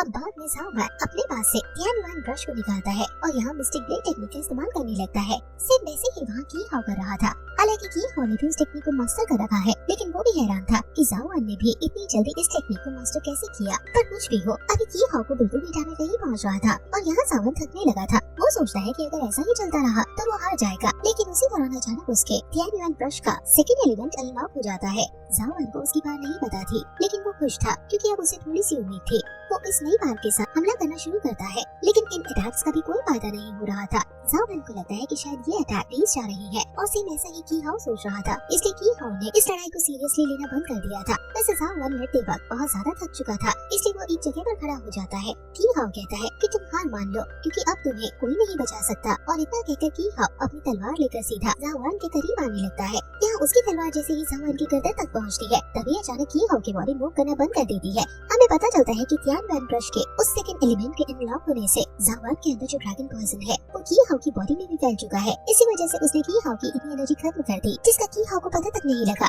यहाँ पर जाओ वन अपने ब्रश को आगे करते हुए अचानक ही की हाउ की कल्टीवेशन वाली सारी एनर्जी एब्जॉर्ब करना शुरू कर देता है। की हाउ को ये बिल्कुल भी समझ नहीं आ रहा था, पर जाओ वन बताता है कि वो इस टेक्निक को बहुत ही महीनों से प्रैक्टिस कर रहा था। असल में फाइट के दौरान जब वो टियान वन ब्रश से की हाउ पर हमला कर रहा था, इससे की हाउ की बॉडी पर कुछ कट्स लग रहे थे। उन कट्स के थ्रू टियान वन ब्रश के कुछ पीसेस की हाउ की बॉडी में चले गए, जो कि उसकी एनर्जी को एब्जॉर्ब कर रहे थे, लेकिन तब तक वो की हाउ की बॉडी में ही थे। इस वजह से की हाउ को इस चीज का पता नहीं चला। अब यहाँ जाओ वन उसकी सारी एनर्जी ले लेता है। की हाउ बहुत गुस्से में था। वो कहता है कि मैं तुम्हें और तुम्हारी फैमिली को नहीं छोड़ूंगा, लेकिन जाओ वन को इस वक्त गुस्सा आता है और जाओ वन उसे खत्म कर देता है। अब यहाँ यूमी और वीकेंड भी पहुंच चुके थे। वो देखते हैं कि जाओ वन ने की हाउ को हरा दिया। ये देखकर अभी वीकेंड को ज्यादा ही हैरान थी, क्योंकि की हाउ सच में बहुत ज्यादा ताकतवर था। वैसे अब तभी जाओ वन को वो एलिक्सर मिल जाता है। हम देखते हैं कि 1.10 एलिक्सर है। जाओ वन कहता है कि ये बहुत काम की चीज है। हालांकि इसके बाद अब वो वहाँ से जब वापस लौटते हैं तो देखते हैं कि अभी वो लोग जो कि दूसरी सिटी से बिलोंग करते हैं और यहाँ एलिक्सर लेने आए थे, वो अभी बाहर रुके हुए थे, क्योंकि उन्हें फायदा उठाना था जाओ वन और की हाउ की फाइट का, क्योंकि दोनों की तरफ की पार्टी जब फाइट करेंगी तो दोनों कमजोर हो जाएंगी। इससे बाद में ये लोग एडवांटेज उठाकर वो एलिक्सर खुद रख सकते हैं। लेकिन जब सही मौका देकर ये आगे बढ़ रहे थे, तभी वहाँ याओ याओ ने रोक देती है। वो पहली बार यहाँ अपनी बात दिखाती है। उसकी बात देखकर ये सभी डर जाते हैं। हालांकि फिर भी ये सोचते हैं कि हम गिनती में ज्यादा है, लेकिन तब तक वहाँ टुनटुन उस जंग पार्टी को खत्म कर पहुँच चुका था। अब उसे और वहाँ देखकर वो लोग और ज्यादा हैरान हो गए थे और फिर वो वहाँ से भागने लगे थे। अभी टुनटुन ने जिस पीस को खत्म किया था उसकी सोल स्पिरिट वहाँ बाहर निकल आई थी। वैसे तो टुनटुन उसे खाने वाला था, लेकिन तभी याओ याओ जाओ वन को आगे जाने को कहती है और फिर जाओ वन उस सोल स्पिरिट को खुद रख लेता है और उसके बदले टुनटुन को प्रॉमिस करता है कि वो उसे उसका फेवरेट खाना खिलाएगा। अब तभी इनकी नजर वहाँ जनरल बी और विनोम किंग पर जाती है। वो अभी भी फाइट कर रहे थे। विनोम किंग इस दौरान बहुत थक चुका था, क्योंकि उसके पॉइजन का असर नहीं हो रहा, लेकिन उसने हार नहीं मानी थी। तभी टुनटुन वहाँ आ जाता है और अब वो टुनटुन पर भी अपने पॉइजन का इस्तेमाल करता है, लेकिन उसकी बॉडी पर पॉइजन का असर नहीं होता। जो देखकर विनोद किंग डर जाता है। वो समझ जाता है कि वो इन्हें नहीं हरा सकता, लेकिन अब वो जाओ वैन से माफी मांगने लगता है और कहता है कि मैं तुम्हारा गुलाम बनने को तैयार हूँ। अब जाओ वैन वैसे तो ऐसा नहीं करना चाहता था, लेकिन जब वो याओ से इस बारे में पूछता है तो वो बताती है कि उसके पास एक ऐसा कॉन्ट्रैक्ट हेवनली मार्क है जिससे विनोद किंग सच में उसकी बात मानने लगेगा। अब विनोद किंग को वो लोग बचा लेते हैं और बाद में उसके सर पर वो मार्क लगाते हैं। इससे अगर विनोद किंग कभी भी जाओ वैन को धोखा देगा तो वो मारा जाएगा और साथ ही जाओ वैन जब चाहे उसे खत्म कर सकता है। वैसे ये सब देखते हुए भी जनरल भी सोच रही थी कि सावन बहुत समझदार है, वो आगे चलकर एक अच्छा राजा बनेगा। हालांकि अब यहाँ से निकलने का समय आ चुका था, पर तभी याओ को कुछ महसूस होता है। वो कहती है कि यहाँ और भी ट्रेजर्स है। इसके बाद वो सभी को एक ऐसी जगह पर ले आती है जहाँ एक स्पिरिचुअल गेट लगा हुआ था। इस स्पिरिचुअल गेट को अपनी बार से खोल पाना नामुमकिन है, इसके लिए इन्हें चाबी चाहिए थी। तभी याओ उनके पास से वो डार्क जेड पेंडेंट निकालती है और कहती है कि इसी मौके के लिए मैंने इसे लिया था, वो इसे यूज करने वाली थी, इसलिए वो सभी को वहाँ से जाने का कहती है। अभी सिर्फ जाओ वैन और यूवी वहाँ रुके थे। उस डार्क जेड पेंडेंट से वो उस गेट को ओपन करने की कोशिश करती है। इसमें वो पहले नाकाम हो रही थी, पर जाओ वैन और यूवी उसकी मदद करते हैं और कुछ देर में वो दरवाजा खुल जाता है। यहाँ अंदर बहुत सारे बबल्स रखे हुए थे जो कि अभी एक्टिवेट नहीं थे, इसलिए इन्हें उनसे डरने की जरूरत नहीं है। वैसे अब और अंदर जाने के बाद इन्हें वहाँ 3 बॉक्सेस मिलते हैं। जब वो पहले बॉक्स खोलते हैं तो उन्हें पता चलता है कि वो बबल सेट खत्म कैसे हुआ था। असल में इन्होंने एक समय पर किसी वुली क्लैन के मेंबर को मार दिया था, जिसकी वजह से वुली क्लैन को गुस्सा आ गया और उन्होंने अपने एक दूसरे मेंबर को भेजकर पूरे वॉर बबल सेट को खत्म कर दिया। ये बहुत शॉकिंग बात थी। पहली चीज उन्होंने सिर्फ एक मेंबर के लिए पूरा सेट तबाह कर दिया और दूसरी चीज वो अकेला मेंबर कितना ज्यादा ताकतवर होगा जो अकेले इतने बड़े सेट को तबाह कर चला गया। हालांकि इस चीज को देखते हुए यहाँ याओ थोड़ी दुखी लग रही थी। वो देख जाओ उससे इस बारे में पूछता है, लेकिन याओ कुछ बताना नहीं चाहती थी और वो दूसरा बॉक्स खोलते हैं, जिससे अचानक ही तलवार निकलकर सीधा यहाँ यूवी को लग जाती है। बाद में पता चलता है कि वो तलवार यूवी की सोल सी में जा चुकी है और वो एक हेवनली ग्रेट वेपन है। इस तलवार ने खुद यूवी को चुना था। पहले वो जाओ वैन को वो तलवार को देना चाहती थी क्योंकि वो बहुत ही रेयर वेपन है, लेकिन जाओ वैन उस तलवार को लेने से मना कर देता है। अब जब वो तीसरा डब्बा खोलते हैं तो उसके अंदर से एक सिल्वर मेटल टाइप की चीज निकलती है। जाओ वैन को समझ नहीं आता कि ये क्या है, लेकिन याओ कहती है कि इस पर अपना ब्लड डालो। अब जब जाओ वैन ऐसा करता है तो वो लिक्विड अचानक से सोल पपेट की तरह दिखने वाले एक कामों में ट्रांसफॉर्म हो जाता है और जाओ वैन की बॉडी पर आ जाता है। उसे पहनने के बाद जाओ वैन अल्फा ओरिजिन स्टेज जितनी पावर का इस्तेमाल कर पा रहा था। जाओ वैन ये देखकर बहुत खुश था, लेकिन कुछ ही समय में वो बेहोश हो जाता है। बाद में याओ उसे बताती है कि ऐसा उसकी सोल पावर की वजह से हुआ, क्योंकि अभी उसके पास इतनी सोल पावर नहीं है। हालांकि बाद में ये उनके काम आएगा। अब तभी सीन चेंज होकर वहाँ की वन पर आता है। उसने खबर भिजवा दी थी कि की फैमिली के हेड के पास की हाउ मारा जा चुका है। इस चीज से वहाँ की फैमिली का हेड बहुत गुस्सा था। वो फैसला करता है कि वो जाओ वैन पर हमला करेगा और इसके लिए उसने सारी आर्मी तैयार कर ली थी। वो सभी से झूठ कहता है कि हम इसलिए हमला कर रहे हैं क्योंकि हमें जाओ फैमिली के गलत कर्मों को रोकना है, लेकिन वो सभी उस पर भरोसा करते थे, इसलिए उसकी बात मान जाते हैं और हमला करने के लिए तैयार हो जाते हैं। दूसरी तरफ यहाँ जाओ वैन के फादर को भी इस चीज की खबर मिल चुकी थी। वो अपने सारे मंत्रियों को वहाँ बुलाते हैं और कहते हैं कि अब हमें भी लड़ने के लिए तैयार होना होगा। अभी वहाँ पर मास्टर तियान भी खड़े हुए थे। वो कहते हैं कि हम की फैमिली को उनकी औकात दिखा देंगे, लेकिन तभी वही खड़ा एक एल्डर जिसका नाम लू होंग है, वो कह पड़ता है कि मेरे हिसाब से हमें नहीं लड़ना चाहिए क्योंकि इससे सिर्फ तबाही ही फैलेगी। वो ऐसा इसलिए कह रहा था क्योंकि असल में वो की फैमिली के साथ मिला हुआ है और अभी और भी ऐसे कुछ एल्डर्स थे जो कि ऑलरेडी की फैमिली के साथ मिल चुके थे, इसलिए वो भी यही सेम बात करते हैं। पर तभी वहाँ जाओ वैन आ जाता है। वो कहता है कि आप क्या कह रहे हो, ऐसा तो कायल कहते हैं, अगर हमने हार मान ली तो हम पूरी सिटी को खो देंगे और फिर की फैमिली यहाँ राज करेगी। क्या आपको ये चीज मंजूर है? इस पर वो कहने लगते हैं कि मैं तो बस भलाई के बारे में सोच रहा था क्योंकि लड़ाई में हम में से बहुत सारे लोग मारे जाएंगे और वैसे भी हम इतने ताकतवर नहीं है। ये सुनकर जाओ वैन के फादर को थोड़ा गुस्सा आता है, पर तभी जाओ वैन वहाँ जनरल बी को बुला लेता है। उन्हें देखकर सभी हैरान थे। जनरल बी यहाँ जाओ वैन के फादर के सामने घुटने के बल आते हुए कहते हैं कि मैं और मेरी आर्मी हमेशा आपकी मदद के लिए तैयार है, हम इस जंग में आपका साथ देंगे। ये देखकर सभी हैरान थे। तभी वो लोग कहने लगता है कि इतना काफी नहीं है क्योंकि मुझे नहीं लगता कि सिर्फ जनरल बी की मदद से हम की फैमिली को हरा पाएंगे। तभी वहाँ पर एक पॉइजनस ऑरा फैलता है और फिर विनोद किंग की वहाँ एंट्री होती है। वो बहुत कूल तरीके से आ रहा था। वो भी यहाँ आकर जाओ वैन के फादर से कहता है कि मेरी विनोद आर्मी भी आपकी मदद करेगी। ये चीज बहुत शॉकिंग थी क्योंकि विनोद किंग कभी किसी का साथ देने नहीं आता, लेकिन जाओ वैन उसे अपने साथ लेकर आया, इसलिए सभी एल्डर्स हैरान थे और कोई भी एल्डर कुछ नहीं कह सकता था सिर्फ लू होंग के अलावा, क्योंकि लू होंग कह पड़ता है कि हम ताकतवर हो चुके हैं, लेकिन कितने लोग मारे जाएंगे इस बारे में भी तो सोचिए। वो सिर्फ ऐसा इसलिए कह रहा था जिससे कि बिना लड़े की फैमिली यहाँ जीत जाए, लेकिन विनोद किंग उसके पास आते हुए कहता है कि मुझे नहीं लगता कि तुम्हें एल्डर बनकर रहना चाहिए क्योंकि एल्डर का काम होता है राजा को एक सही सलाह देना, लेकिन तुम तो बस अपनी बातें मनवाने में लगे हुए हो, लगता है कि तुम किसी और के साथ मिले हो। इस पर वो कहता है कि नहीं ऐसा नहीं है, लेकिन अब जाओ वैन के फादर उसे ऑर्डर देते हैं कि वो आगे कुछ भी ना कहे और साथ ही वो इस जंग में भी पार्टिसिपेट नहीं करेगा। जब ये जंग होगी तब उसे उसके घर पर रहना होगा। वैसे यहाँ जनरल भी और विनोद किंग के आ जाने की वजह से बाकी एल्डर्स बहुत मोटिवेट हो चुके थे। अब उन्हें यकीन था कि वही जीतेंगे। अब बाद में हम देखते हैं कि जाओ वान भी याओ याओ के साथ थे। वो याओ याओ से कहते हैं कि बहुत जल्द वॉर होने वाली है, लेकिन मुझे नहीं लगता कि मैं इतना ताकतवर हूँ कि वॉर में ज्यादा हेल्प कर पाऊँ। इस पर याओ याओ कहती है कि तुम्हारे पास चारों मटेरियल्स आ चुके हैं, फिर तुम अपनी एंसेस्ट्रल ड्रैगन मेथड की प्रैक्टिस करना शुरू क्यों नहीं करते। जाओ वान इस चीज के बारे में भूल ही चुका था और साथ ही अभी तो थोड़ा डर भी रहा था क्योंकि उसे नहीं लगता कि वो उसे परफॉर्म कर पाएगा। पर याओ याओ कहती है कि यही एक आखिरी रास्ता है जिसके बाद जाओ वान मान जाता है। वो एंसेस्ट्रल ड्रैगन मेथड को शुरू करता है, जिसके बाद उसके सामने एंसेस्ट्रल ड्रैगन की स्पिरिट आ चुकी थी। वो इस वक्त एक अलग स्पेस में था। उसके ऊपर यहाँ बहुत ज्यादा प्रेशर बढ़ रहा था, लेकिन जाओ वान झुकने से मना कर देता है और उस प्रेशर को झेल लेता है। इससे एंसेस्ट्रल ड्रैगन की स्पिरिट इम्प्रेस होते हुए उसे फर्स्ट लेवल की सारी नॉलेज दे देती है। अभी नॉलेज तो आ चुकी थी, लेकिन अभी तक वो फर्स्ट लेवल पर पहुंचा नहीं है। फर्स्ट लेवल पर पहुंचने के लिए उसे बाकी चारों मटेरियल्स रिफाइन करने होंगे।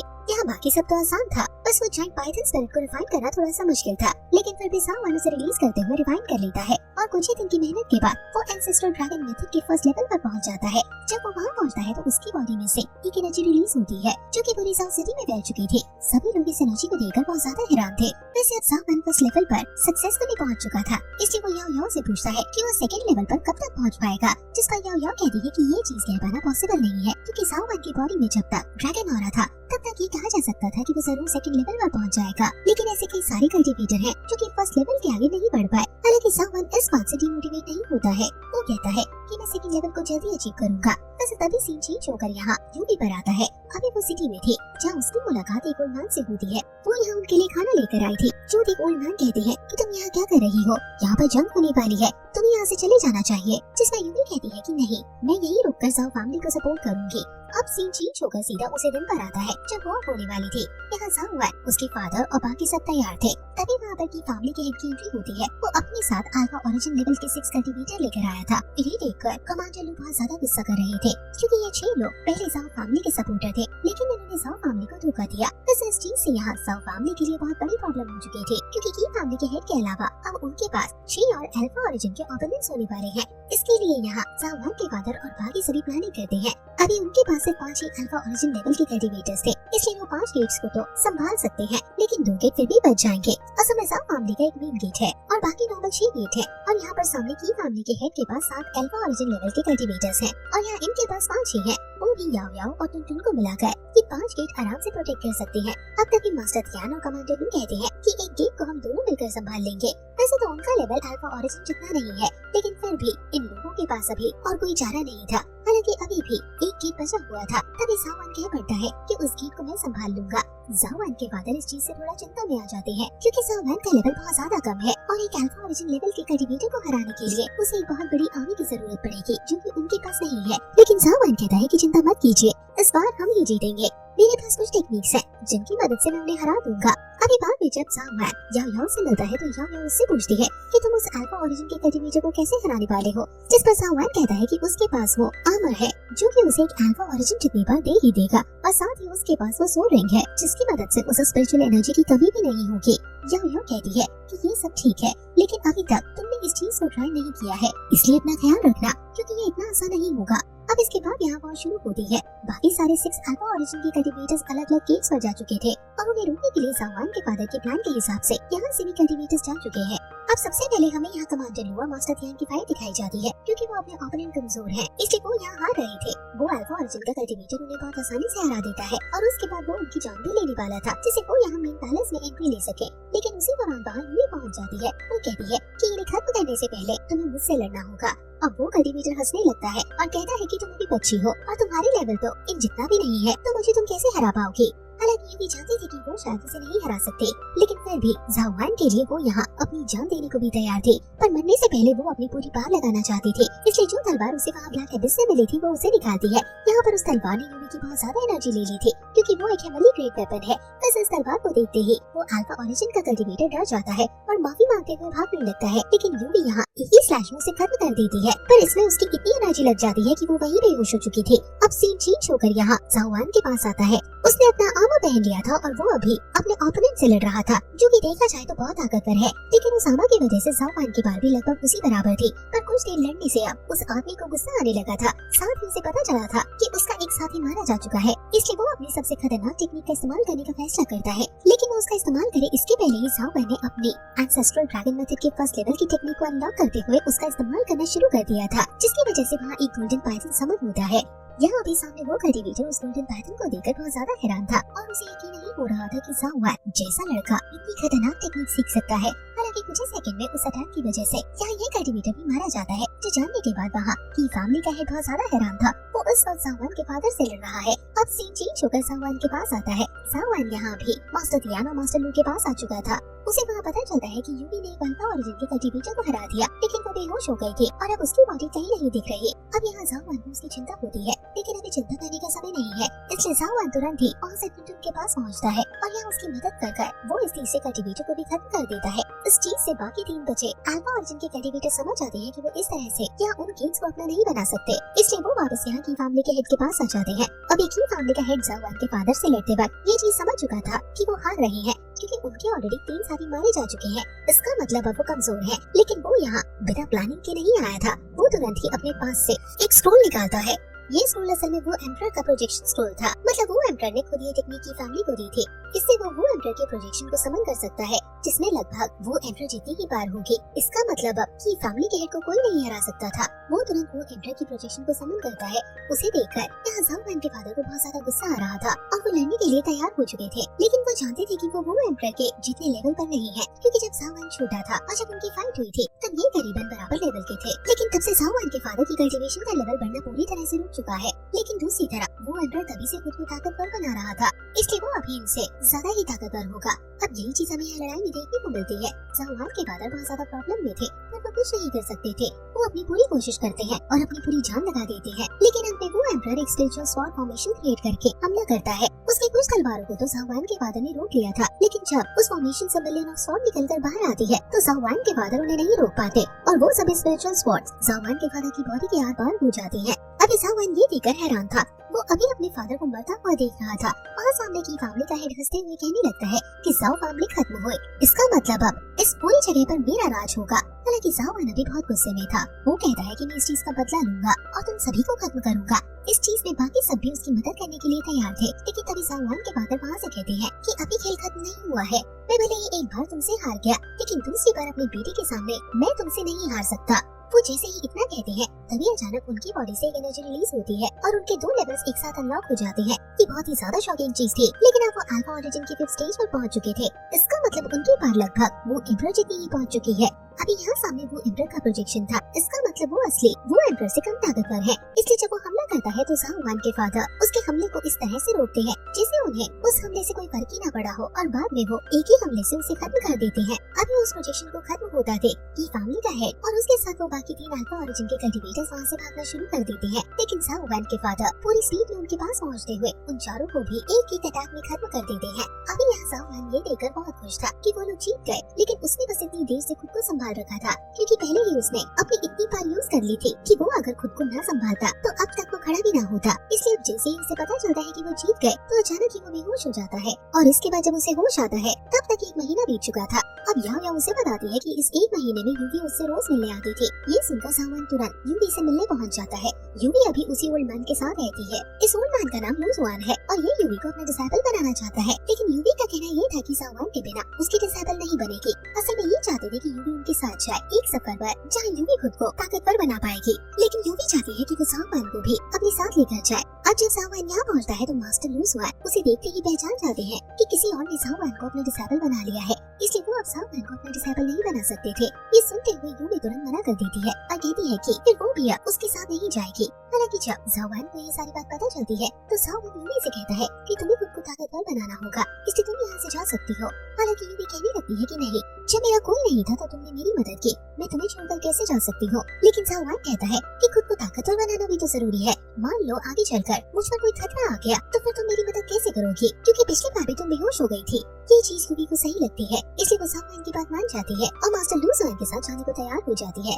अभी जब यूवी वहाँ से चली जाती है तो मास्टर लूजुआन जाओ वान से कहते हैं कि तुम्हें भी खुद को ताकतवर बनाना होगा, जिसके लिए तुम्हें अब अपने कंफर्ट जोन से निकलना होगा। तुम्हें सफर करना चाहिए। मेरी मानो तो तुम होली लैंड की तरफ जाओ। अभी जाओ वान को बिल्कुल भी ये बात समझ नहीं आ रही थी। मास्टर लू ज़ुआन बताते हैं कि बहुत समय पहले हेवन से एक सेंट यहाँ धरती पर आया था। सभी लोग उस सेंट के ब्लड को पाना चाहते थे क्योंकि उस ब्लड के साथ उनके अंदर गॉड की तरह पास आ जाएंगे और वो बहुत ताकतवर हो जाएंगे। लेकिन सेंट ब्लड को पाना इतना आसान नहीं था। अभी सब लोग फिर से सेंट ब्लड को ढूंढने के लिए जाने वाले हैं, इसलिए अगर तुम चाहो तो तुम भी वहाँ जा सकते हो क्योंकि वो फैमिली भी जरूर वहाँ जाएगी और अगर उन्हें सेंट ब्लड मिल गया तो फिर तुम्हारी फैमिली कभी वो फैमिली को नहीं हरा पाएगी। ज़ावान ये सब सुनकर हैरान था कि मास्टर लू ज़ुआन सारी बातें जानते हैं। तभी मास्टर लू ज़ुआन ज़ावान को एक मैप देते हैं जो कि उस होली लैंड का है जहाँ सेंट ब्लड मिलेगा। साथ ही वो ज़ावान को एक जेड पेंडेंट देते हैं और कहते हैं कि ये तुम्हें होली लैंड में ही काम आएगा। अभी मास्टर लू ज़ुआन जो कुछ भी कह रहे थे वो ज़ावान के भले के लिए था, इसलिए ज़ावान उनकी बात मान जाता है और कहता है कि मैं जल्दी होली लैंड के लिए निकलूंगा। अब तभी सीन चेंज होकर यहाँ वो फैमिली के पास आता है जहाँ वो याओ और वो वान को देखते हैं। अभी वो भी उस सेंट ब्लड के बारे में बात कर रहे थे और यहाँ वो वान को समझा रही थी कि उसे अब इस चीज को सीरियसली लेना होगा वरना उनके दुश्मन आकर उन्हें कब खत्म कर देंगे वो जान भी नहीं पाएंगे। हालांकि वो हुआ बहुत ही ज्यादा घमंडी लड़का है, उसे खुद के सिवा और कोई ताकतवर नहीं लगता, इसलिए वो कहता है कि तुम फालतू की चिंता करती हो, हमें कोई कुछ नहीं कर सकता। ये सुनकर वो वहाँ से जाने लगती है और कहती है कि वो तो वक्त बताएगा। वैसे वो याओ वो वान को पसंद नहीं करती है, जो चीज उसे देखकर ही पता लगती है। वैसे अब इसके बाद सीन वापस यहाँ ज़ावान के पास आ जाता है। उसने मास्टर लू ज़ुआन की कही सारी बात अपनी मदर और अपने फादर को बता दी थी और याओ याओ के साथ अब वो एक नए सफर पर निकलने वाला था। अभी उसके पेरेंट्स को उसकी बहुत चिंता हो रही थी, इसलिए वो उसे जाने देना नहीं चाहते थे। लेकिन ज़ावान उनसे कहता है कि अगर उसे ताकतवर बनना है तो उसे मुश्किलें झेलनी होंगी और इसके बाद वो और याओ याओ वहाँ से निकल पड़ते हैं, जिसके साथ ये सीजन यहीं पर खत्म हो जाता है। आपको ये पूरी सीरीज कैसी लगी कमेंट करके हमें जरूर बताइएगा और वीडियो को जितना हो सके उतना शेयर जरूर कर दीजिएगा।